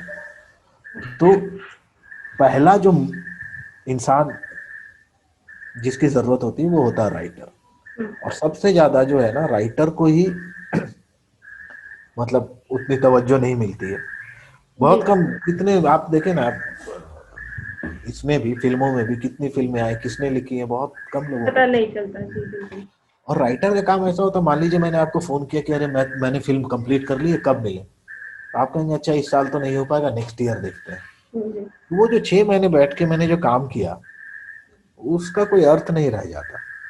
तो बहुत मुश्किल है जब तक आप फिजिकली प्रेजेंट, हाँ, अनलेस कि आपने एक अपना स्थान बना लिया है इंडस्ट्री में, आप एक बहुत अच्छे लेखक के रूप में जाने जाते हैं, फिर तो आप गांव में क्या, फिर तो आप सुरंग में भी रहिए तो लोग ढूंढ निकालेंगे। सर एक लिखना है ऐसे, हम्म, और आप गाना व्हाट्सएप पे लिख के भेज दीजिए, या फिल्म जो है वो आप ऐसे बता दीजिए, हम्म, स्क्रिप्ट मेल कर दीजिए, कुछ भी कर दीजिए, तो वो हो हम्म, जाएगा। एक्चुअली नए लोगों के साथ तो हर जगह ही परेशानी है, यहाँ पे हम्म, अगेन जहाँ पे कोई एक तरह का स्ट्रक्चर नहीं है।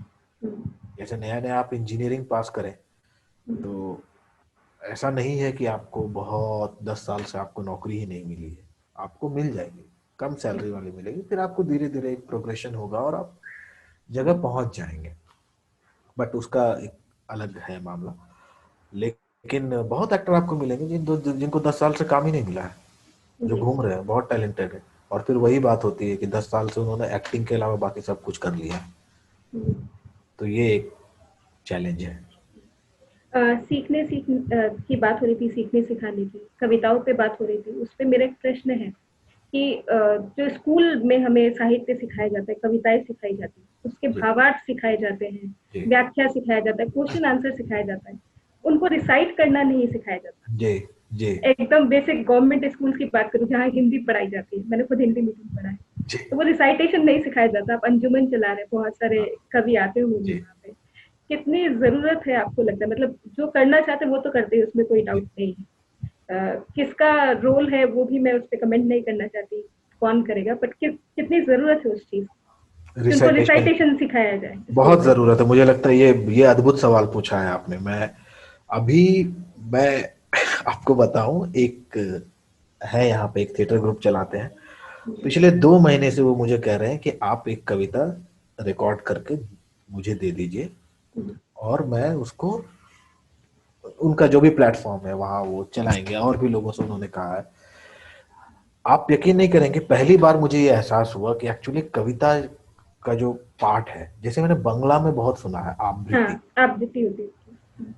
तो चूंकि मैं धनबाद से रहा हूँ, धनबाद पहले बंगाल में था, फिर बिहार में आया, अभी झारखंड में है, तो एक बंगला परिवेश में मैं बंगालियों के बीच जी। पला बढ़ा हूँ बहुत, तो वो सारे संस्कार मेरे अंदर वो बंगालियों वाले ही हैं।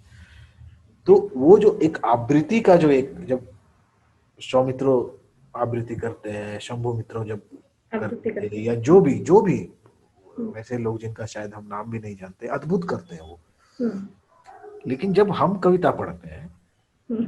इसका शिकार मैं भी हूं कि लेकिन मैं चूंकि एक एक्टर हूं, हम्म। तो मैं थोड़ा ठीक ठाक पढ़ लेता हूं, लेकिन मुझे पता है कि ये कविता पढ़ने की जो एक कला है वो नहीं है मेरे अंदर। मैं चालाकी से खेल जा रहा हूँ, क्योंकि मैं अभिनेता हूं, तो थोड़ी आवाज अच्छी करके, उच्चारण स्पष्ट करके आप निकल जाते हो। जैसे हम्म। बहुत सारे मैंने कवियों को यहाँ टोका भी है अंजुमन में, हम्म। मैंने इस पर तो ध्यान नहीं दिया कि कविता कैसे पढ़ी जाए, ये उनको नहीं बताया, लेकिन इतना जरूर बताया कि अच्छा तुम बहुत जल्दी बोल जाते हो, हम्म। या तुम्हारी आवाज लास्ट में दब टॉप हो जाती जाती है। है, उसको जरा ध्यान दो, ये जरा ध्यान। तो ये बेसिकली कविता के लिए नहीं, ये स्पीच को आप जैसे ठीक करते हैं, तो मैं तो उसी स्कूल से आता हूँ, तो मैं वो सारी चीजें उनको यदा कदा बताता हूँ। लेकिन मुझे लगता है कि ये बहुत जरूरी चीज है। ये अच्छा आपने मुझे बताया, मैं इस पर जरूर सोचूंगा। बहुत धन्यवाद आपका, कि अगर हम कुछ इस तरह के सेशन भी कर सकें, किसी को बुला के अगर पाठ कर सके। एक तो हमारे देश में कविता पाठ जो है वो एक पैंडेमिक में थोड़ी ज्यादा शुरू हुई है, वरना जी। कविताओं का पाठ कोई नहीं करता, या तो वो कविता सुनाते मैं बोलते हैं। हम्म। जैसे मैं कह रहा हूँ ना, कि मैं अभी आपने कहा कि संदीप जी अपनी कोई कविता सुनाइए, तो मैं तो किताब निकालूंगा, मैं शुरू हो जाऊंगा। हम्म। उधर चांद जा रहा था, इधर सूरज आ रहा था, और ऐसे जैसे हम बात करते हैं ऐसे सुनाते हैं। हम्म। जैसे शेर सुनाने का जो एक अदब है, उसका हम्म। वो जो तहजीब है, हम्म। वो कितने लोगों को आता नहीं आता, लेकिन फिर भी हम सुनाते हैं। मैंने क्या शेर लिखा, देखो बहुत कमाल।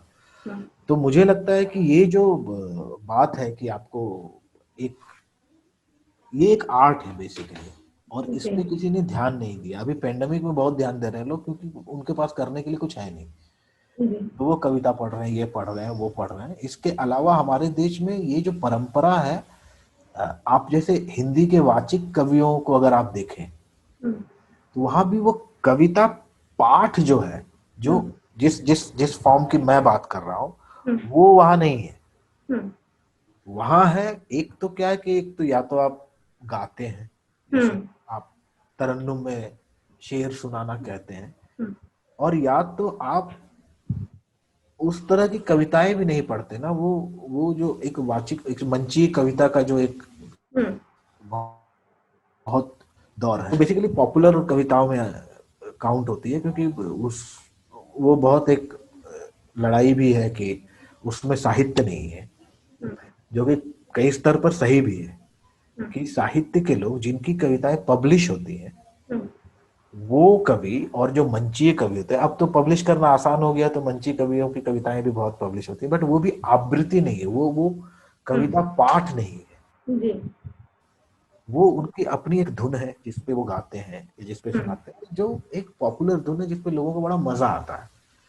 जी। लेकिन वो जो एक कविता पाठ है कि आवाज को भारी करके, और आप एक तरह से, मतलब आवाज को भारी करके तो मैं ऐसे ही कह रहा हूँ, लेकिन एक एक जो वो कला जो है वो उसका, और मुझे पता नहीं कि अगर मैं किसी को बुलाऊं भी तो मैं किसको बुलाऊंगा कि भैया आके थोड़ा सिखा दीजिए, क्योंकि ऐसे मैं हिंदी में तो मैं नहीं जानता किसी को, मैं बहुत ईमानदारी से कह रहा हूँ।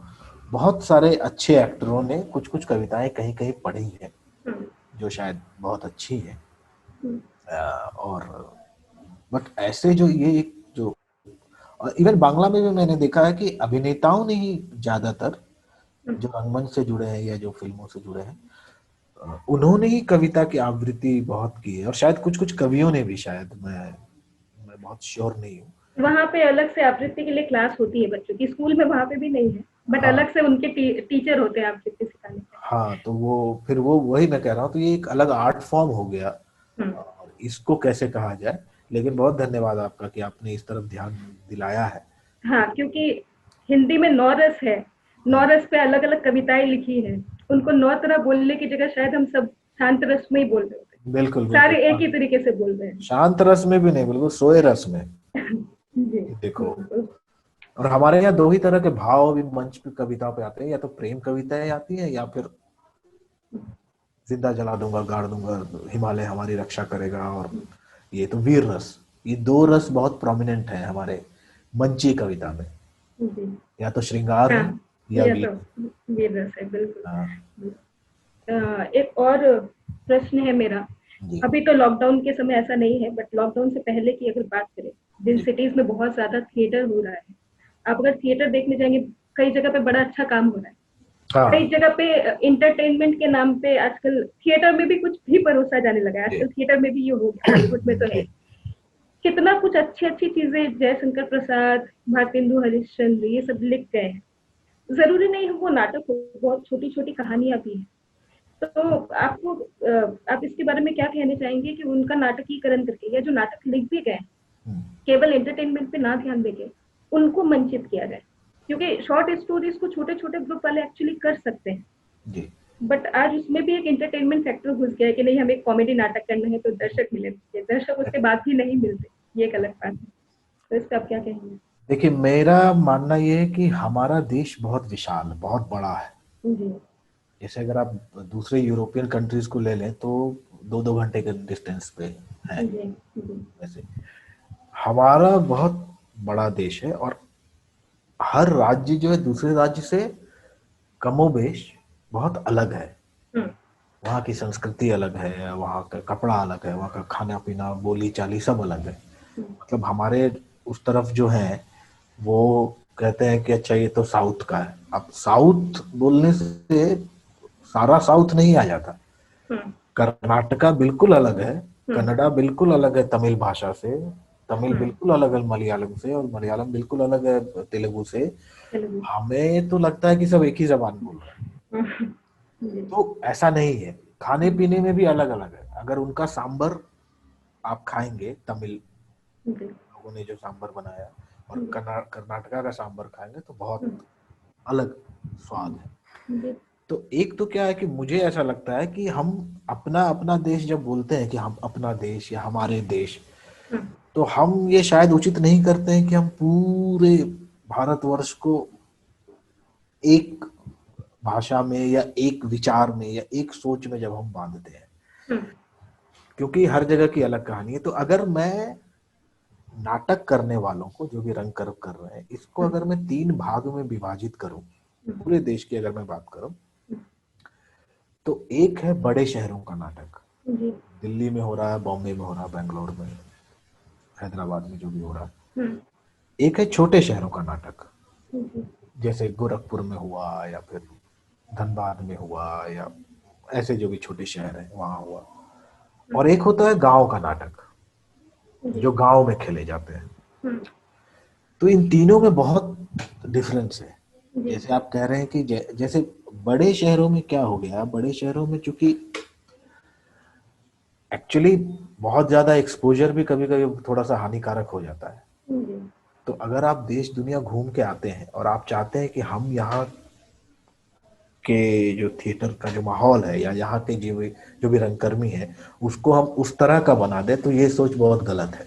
और इस चक्कर में बहुत लोग फंसते हैं कि आपने मान लीजिए लंदन में कुछ सीखा या जर्मनी में कुछ सीखा, आपने 1 साल 2 साल वहां, तो उनका मैं कह रहा हूँ ना, उनका इंफ्रास्ट्रक्चर ही बिल्कुल अलग है, वो तो अलग तरह की बात करते हैं। उसी को अगर लाके आप हमारे देश में इम्प्लीमेंट करेंगे एज इट इज, तो नहीं चलेगा। वो ना तो एक्टर को समझ में आ रहा है कि क्या हो रहा है भाई, ना ऑडियंस को समझ में आ रहा है कि क्या चल रहा है ये, लेकिन वो अपने आप में बहुत खुश है। तो लेकिन जो उसको वहां से लाके हमारे देश में ट्रांसलेट करके करते हैं, वो बहुत अच्छा रहता है। क्योंकि सीखना तो आप अच्छी जगह से ही सीखना चाहेंगे ना, आप क्यों ऐसे छोटी जगहों से सीखना चाहेंगे। तो शहरों का जो नाटक है उसमें वेस्टर्न प्ले राइट का बहुत असर होता है। आप किसी से भी पूछ लीजिए, यंग लड़के लड़कियां, कि अच्छा कौन सा नाटक कर रहे हो, तो वो बोलेगा मैं तो अभी एक इजरायली फ्रेंच कोई एक नाटक कर रहे हैं उन पर, जो कि अच्छी बात है, आप कीजिए, करना चाहिए, क्यों नहीं करेंगे। लेकिन उसका मतलब ये नहीं है कि आपने जयशंकर प्रसाद को नहीं पढ़ा है, उसका मतलब ये नहीं है कि आप मोहन राकेश को जानते ही नहीं। आप उनको भी पढ़िए, उनको भी देखिए। बट एक तो क्या होता है ना, उनको लगता है कि मैं बहुत वैल्यू ऐड कर रहा हूँ भारतीय रंगमंच में, ये बाहर के नाटककारों को करके, लेकिन हमारे देश में ही इतना कुछ लिखा जा सकता है। और नाटक क्या है, नाटक तो कुछ कहने का माध्यम है। जी। आप कुछ कहना चाह रहे हो तो आप पहले अपनी बात कहो ना, कि आप क्या कहना चाह रहे हो। मतलब यूरोप में अगर बारिश नहीं हो रही है, ये हमारी समस्या नहीं, क्योंकि उनकी समस्याएं हमारी समस्याओं से बहुत अलग है। जी। मतलब उनके यहाँ पे तो कोई, मतलब ऐसे बोतल फेंक दे रास्ते में तो वो तो ऐसे देखते हैं कि ये कहाँ क्राइम से, करते कौन कौन है। और हमारे यहाँ तो मैंने एक बार मैं धनबाद उतरा, रेलवे स्टेशन में बाहर गया, तो एक वो लिया रजनीगंधा का पैकेट, हैं। और मैंने ऐसे खाया, और मैंने उससे पूछा कि भैया डस्टबिन कहाँ है, तो वो मुझे ही देखने लगा, बोला क्या पूछ रहा है। अच्छा। मैंने कहा कहाँ फेंकना है, बोला फेंको ना यहाँ, कहाँ फेंकना है, क्या पूछ रहे हो। तो ये जो डिफरेंस है ना, ये बहुत बड़ा डिफरेंस है। तो हमको हमारे सब्जेक्ट का नाटक करना चाहिए, जो बड़े शहरों में बहुत कम हो रहा है। और बड़े शहर वाले लोग थोड़ा ज्यादा विदेशों की तरफ मुंह किए हुए हैं, जो कि गलत नहीं है। लेकिन मुझे ये लगता है कि आपको अपने देश की समस्याएं, या फिर आप विदेशी नाटक को हमारे यहाँ पे कैसे आप उसका एडेप्टेशन करते हो, ये बहुत जरूरी है। वो करना बेहद बेहद जरूरी है, कि वो आप कैसे करते हैं, उसमें ही 1 साल 2 साल लग जाते हैं जब भी आप उस तरह का काम करते हैं। तो ये तो एक बड़े शहरों का नाटक है, जहाँ टिकट बिकता है, जहाँ हाउसफुल के बोर्ड लगते हैं, जहाँ पेपर में छप जाते हैं आप, वो भी अंग्रेजी पेपर में, कि this is happening, this is happening, that is happening, whatever is there. तो ये एक अलग तरह के नाटक हमारे बड़े शहरों में हो रहे हैं। छोटे शहरों की बात करें या कस्बों की बात करें जो है, वहां पे अभी भी लोग खुद नाटक लिखते हैं, खुद कर रहे हैं। वो बड़े शहरों में भी हो रहा है, क्योंकि मैंने बताया कि हमारे यहाँ पे कोई स्ट्रक्चर नहीं है। आपने नाटक लिखा, करेगा कौन, हार के आप ही को करना है। इसलिए हमारे यहाँ पे राइटर डायरेक्टर बहुत मिलेंगे आपको, क्योंकि मैं अगर नाटक लिख रहा हूँ तो कौन करेगा। लेकिन इनके नाटक लिखने में और इनके नाटक लिखने में फर्क है, ये थोड़े ज्यादा एक्सपोज्ड है। तो ये जो नाटक लिखते हैं, ये स्कूल के टीचर होंगे जो हिंदी पढ़ाते हैं, वो नाटक लिखते हैं। और उनके नाटक का जो विषय होगा वो बहुत अच्छा होगा, लेकिन वो जो कंटेंट होगा वो बहुत अच्छा होगा, बहुत रिलेवेंट होगा, लेकिन वो फॉर्म में फंस जाते हैं। उन्हें पता नहीं है कि इस बात को हम कितने अच्छे तरीके से कह सकते हैं। क्योंकि उन्होंने वहां बैठ के, जैसे धनबाद में, मुझे नहीं लगता है पिछले 8-10 सालों में किसी ने कोई एक अच्छा नाटक देखा होगा। एक दो अपवाद हो सकते हैं, बट कि कोई दिल्ली का ग्रुप गया है वहां नाटक करने, या कोई ज्यादा से ज्यादा कलकत्ता से एक आध आए होंगे क्योंकि वो करीब है, अदरवाइज तो जिन्होंने नाटक देखा ही नहीं है पिछले 8-10 साल में, और जो 20 साल से नाटक कर रहे हैं, तो वो क्या नाटक लिखेंगे, कैसे लिखेंगे? तो वो फंस जाते हैं फॉर्म में। फॉर्म की वजह से क्या होता है, उनका नाटक बहुत ही क्लीशेड हो जाता है। बहुत ही यार, एक ही बात को आप 25 बार बोल रहे हो, वही बोल रहे हो, मैं तुम्हारा खून जीत लूंगा, ये मेरी जमीन है, मैं मुर्दे उखाड़ दूंगा टाइप से वो जो नाटक होते हैं। अभी भी लाल रंग का खून हाथ में कलर डाल के वो सब जो वो करते हैं, तो वो एक तरह का नाटक है। हालांकि ये वाले जो लोग हैं, इन्होंने भारतीय नाटक की परंपरा को बचा के रखा है वैसे। क्योंकि बड़े शहरों में क्या होता है कि अभी आप नाटक कर रहे हो, कल को आपको लंदन में जाके रहने का मौका मिल जाए तो बहुत कम लोग हैं जो नहीं जाएंगे, अदरवाइज वो चले जाएंगे। ये लोगों को तो ना तो मौका मिलता है कभी, और ना ही उन्होंने कभी ऐसा सोचा है। तो वो लगातार 36 साल से वो नाटक किए जा रहे हैं और चल रहा है, और उनके आने वाला जनरेशन भी फिर 36 साल और करेगा शायद। इसी वजह से वहां चलते हैं नाटक इस तरह से, छोटे ऑडियंस भी रहते हैं। हाँ वो कर रहे हैं। एक तीसरा हो गया गांव का, जो पहले रामलीला करते थे, अभी भी करते हैं, लेकिन अब वो कृष्ण लीला भी करते हैं, भगवत भी का कुछ भी वो कर रहे हैं। वो साल में 1 या 2 नाटक करते हैं। जो एक आदमी स्कूल में टीचर है वो डायरेक्टर बन जाता है, क्योंकि वो हिंदी पढ़ता है, पढ़ाता है। बाकी जिसके अपने चावल दाल की दुकान है या कोई खेती कर रहा है, वो आके अपना रिहर्सल किया और वो चला गया। तो अगर हम इन 3 अलग अलग भाग को देखें, तो तीनों में बहुत अलग अलग तरह की चीजें हो रही हैं। समानता सिर्फ ये है कि हम तीनों को नाटक कह रहे हैं, जो कि है भी, क्योंकि वो नाटक करने के सारे कॉलम को फिल करते हैं कि एक मंच होना चाहिए, अभिनेता होना चाहिए, निर्देशक होना चाहिए, संवाद, जो भी एक नाटक को, जैसे मान लीजिए एक ब्लैंक कैनवस पर मैं ऐसे पेंट लेके ऐसे मार दूं तो वो पेंटिंग नहीं हो जाएगी। लेकिन आप पेंटिंग के सारे रूल आपने फॉलो किए हैं कि कैनवस होना चाहिए, पेंट ब्रश होना चाहिए, पेंट होना चाहिए, उसको आपने ऐसे किया। तो ये जो एक जो भी आपका सवाल था, जो ये जो एक तरह की बात है कि आप तो एक तो पूरे देश को आप बहुत अलग तरीके से आपको देखना पड़ेगा कि कहाँ कहाँ किस किस तरह के काम हो रहे हैं।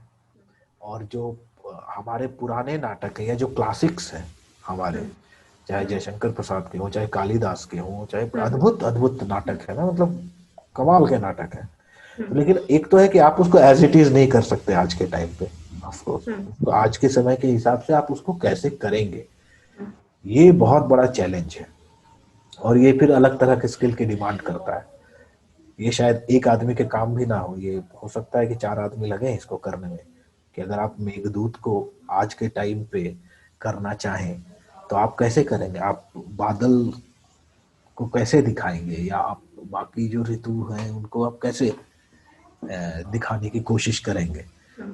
तो अगर ये गांव में हो रहा होता, मान लीजिए गांव में होगा, तो शायद पर्दा वर्दा बना ले अपना, ऐसे लकड़ी पकड़ के एक चादर कलर करके चले जाए। वो आप यहाँ नहीं कर सकते, क्योंकि यहाँ आप एक तो आपने देखा बहुत है, तो लेकिन आप निश्चित रूप से कर सकते हो। और मैं कह रहा हूँ कि मुझे तो ऐसा लगता है कि ये नाटक होने चाहिए, ये जरूर होने चाहिए, और इसकी बेहद जरूरत है हमारे रंगमंच को।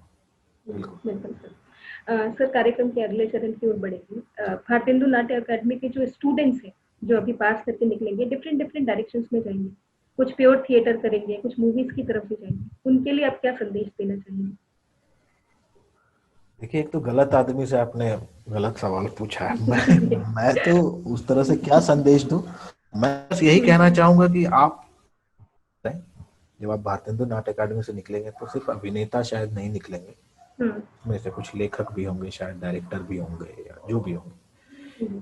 एक चीज जो मैं कहना चाहूंगा, अगर आप आज के रंगकर्मी हैं, हालांकि पहले भी शायद जब के भी आप रहे हो, एक तो अवेयरनेस बहुत जरूरी है अपने सोसाइटी को लेकर। आप कितने अवेयर हैं कि आपको क्या समझ है अपने सोसाइटी की, आप कितने सतर्क हैं, कितने सजग हैं कि हमारे आसपास क्या हो रहा है। क्योंकि अगर आप अभिनेता हैं तो आप कठपुतली नहीं बन सकते। तो अगर आप कठपुतली नहीं बनना चाहते हैं तो आपकी आपकी जो एक सजगता है वो बहुत जरूरी है कोई भी काम करने के लिए। तो एक तो ये मैं कहना चाहूंगा कि अलर्ट रहना बहुत जरूरी है, अवेयर रहना, मतलब अलर्ट नहीं, अवेयर होना बहुत जरूरी है कि आप कैसे आप अपने आसपास के लोगों को, अपने आसपास के समाज को कैसे देखते हैं, या क्या मतलब वो जो है आप कैसे उसको अपने अंदर समाहित करते हैं। दूसरा ये है कि चूंकि आप अभी अभी निकलेंगे ड्रामा स्कूल से, तो ये बहुत जरूरी है कि आप हर तरह का काम करें। मुझे ऐसा लगता है खासकर एक्टर्स के लिए मैं कह रहा हूं कि अभिनय जो है वो अनुभव का शास्त्र है। आप जितने अनुभवी होंगे बाकी आर्ट फॉर्म में भी जितने आप अनुभव आपके पास आएगा, और खराब अनुभव लें अच्छा अनुभव लें, एक्चुअली खराब अनुभव से आप ज्यादा सीखते हैं। अच्छा अनुभव आपको शायद उतना सिखाता नहीं है जितना आपको शायद एक आगे बढ़ने की एक सीढ़ी आपको मिलती है, लेकिन खराब अनुभव से आप बहुत सीखते हैं। तो आप अभी फिलहाल आने वाले सालों में आप बिल्कुल ये ना सोचें कि मुझे ये करना चाहिए नहीं करना चाहिए, मतलब अनलेस कि आपकी कोई व्यक्तिगत मजबूरी या कुछ भी हो। लेकिन जहां तक काम के चयन का सवाल है, सब कुछ कीजिए, सब कुछ कीजिए। जैसे मैं कह रहा हूँ ना, कुछ भी पढ़िए, वैसे कुछ भी कीजिए। ये आपको आने वाले समय में हमेशा आपको बहुत ही ज्यादा आपके लिए सहायक होगा, और बहुत बहुत बहुत अनुभव आपको इससे मिलेंगे। दूसरा तो ये है। तीसरा ये है कि जब तक आप ड्रामा स्कूल में हैं, ये आपकी लाइफ में फिर दोबारा उस तरह से नहीं आएगा एक समय के बाद, तो आप इसको एंजॉय कीजिए।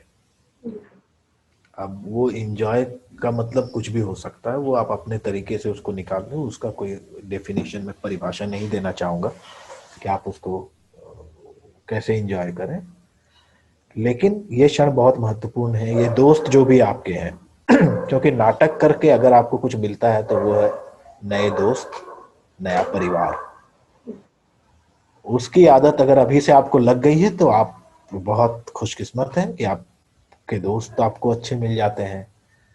आपके यही दोस्त जब आगे जाएंगे उनके अपने परिवार होंगे, उस परिवार के साथ आप मिले जुलेंगे, तो ये एक अच्छी चीज है। तो मुझे लगता है कि इंजॉय कीजिए, और अभी बहुत ज्यादा जजमेंटल होने की जरूरत नहीं है। जैसे हम लोग भी जब ड्रामा स्कूल में थे, एसआरसी में तो हम बड़े जज मारे, ये टीचर यार, यार इसको तो कुछ नहीं आता है, या यार वो बहुत सही है यार, देखो ऐसे बोल दिया उसने या वैसे कर दिया। तो वो बाद में पता चलता है कि एक्चुअली किसने क्या बोल दिया कर दिया, ये सब वो जो करा रहा आप करो। बाद में जीवन में कभी बैठोगे रात में अकेले में, तब तो सोचना कि क्या किया क्या नहीं किया। अभी बस करने की जरूरत है, और अवेयर होना बहुत जरूरी है। और अवेयरनेस के लिए आप या तो घूमे, इधर उधर जहां जगह मिलता है घूमते रहिए, देखते रहिए, लोगों से बातचीत कीजिए, कम्युनिकेशन बहुत जरूरी है। और पढ़ाई तो है ही, मतलब मैं कोर्स की किताब की बात नहीं कर रहा हूँ, मैं कह रहा हूँ जनरल एक जो पढ़ाई होती है। तो ये दो तीन चीज है जो मुझे लगता है करनी चाहिए। बाकी अब चूंकि आप भारतेंदु नाट्य अकादमी में हैं तो आपकी एक उम्र है, जिस उम्र में आप जरूर सरकार चुनते होंगे। तो जब आप इतने समझदार हैं तो फिर बाकी चीजें तो आप खुद से फिगर आउट कर ही सकते हैं कि क्या करना है। प्रमुख सचिव संस्कृति विभाग श्री जितेंद्र कुमार जी एवं निदेशक भारतेंदु नाट्य अकादमी श्री रमेश चंद्र गुप्ता जी की ये जो पहल है रंग समागम, इसके बारे में आप क्या संदेश देना चाहेंगे? देखिए, सबसे पहले तो मैंने पहले भी कहा, अभी फिर से कह रहा हूँ कि मैं बहुत शुक्रिया अदा करता हूँ कि इस मंच पर मुझे बुलाया गया, और ये जो पहल है इसके लिए मैं बहुत बहुत धन्यवाद और शुभकामनाएं देता हूँ भारतेंदु नाट्य अकादमी को, निदेशक महोदय को, और बाकी जो जितने भी लोग इसके पीछे जुड़े हैं। क्योंकि हम लोग थिएटर वाले, हम बैक स्टेज का मतलब समझते हैं, तो इतना आसान नहीं होता कि दो लोग बात कर रहे हैं तो और कोई है नहीं। तो जितने भी लोग हैं उन सबको बहुत बहुत धन्यवाद, बहुत बहुत शुभकामनाएं। और ऐसे समय में जब एक दूसरे से संवाद स्थापित करने में परेशानी हो रही है, इन टर्म्स ऑफ जब आप सामने बैठ के, मतलब ये बहुत मुश्किल है चाय की दुकान पे जाते हुए चाय पीते हुए किसी को बोलना कि अरे आज बारिश होगी कि नहीं होगी। ये जो छोटी छोटी चीजें जो मिस हो रही हैं, ऐसे समय पे इस तरह का जो कार्यक्रम है जहां आकर आप अपनी बात करते हैं, जैसे बहुत बहुत ही ये अद्भुत है कि बहुत सारे सवाल आपने ऐसे पूछे जो मुझे खास करके बचपन की बातें तो कहाँ मौका मिलता है कि कहाँ से आए थे और कहाँ चले गए। तो इस तरह की बातें आप एक प्लेटफॉर्म पे शेयर कर रहे हो और जिससे शायद, मुझे पता नहीं, नहीं भी हो सकता है, शायद जो भी सुनेंगे उनको अगर थोड़ा सा भी बेनिफिट मिलता है तो मुझे लगता है कि घर पे बैठे बैठे कुछ अच्छा काम हो गया। जी सर, थैंक यू तो सर। जी या सर, यहाँ पे आने के लिए बहुत बहुत धन्यवाद, आपका समय देने के लिए बहुत बहुत धन्यवाद। जी, बहुत बहुत धन्यवाद। और मैं जाते जाते ये जरूर कहूंगा कि बहुत बहुत अच्छे आपने सवाल पूछे और खास थैंक यू करके सर। कुछ चीजें थी जो मुझे खुद भी सोचने पर विवश करेंगी और अभी मैं बैठ के उसका मंथन करूंगा। जी तो बहुत बहुत धन्यवाद। बहुत अच्छा रिसर्च आपका है, बहुत अच्छी तरह से आपने मेरे बारे में कहीं कहीं या जिनका भी आपने इंटरव्यू लिया होगा पढ़ा होगा। बहुत शुक्रिया। भारतीय हिंदू नाट्य अकादमी की पूरी टीम को मैं बहुत धन्यवाद देता हूँ। बहुत बहुत धन्यवाद। धन्यवाद सर।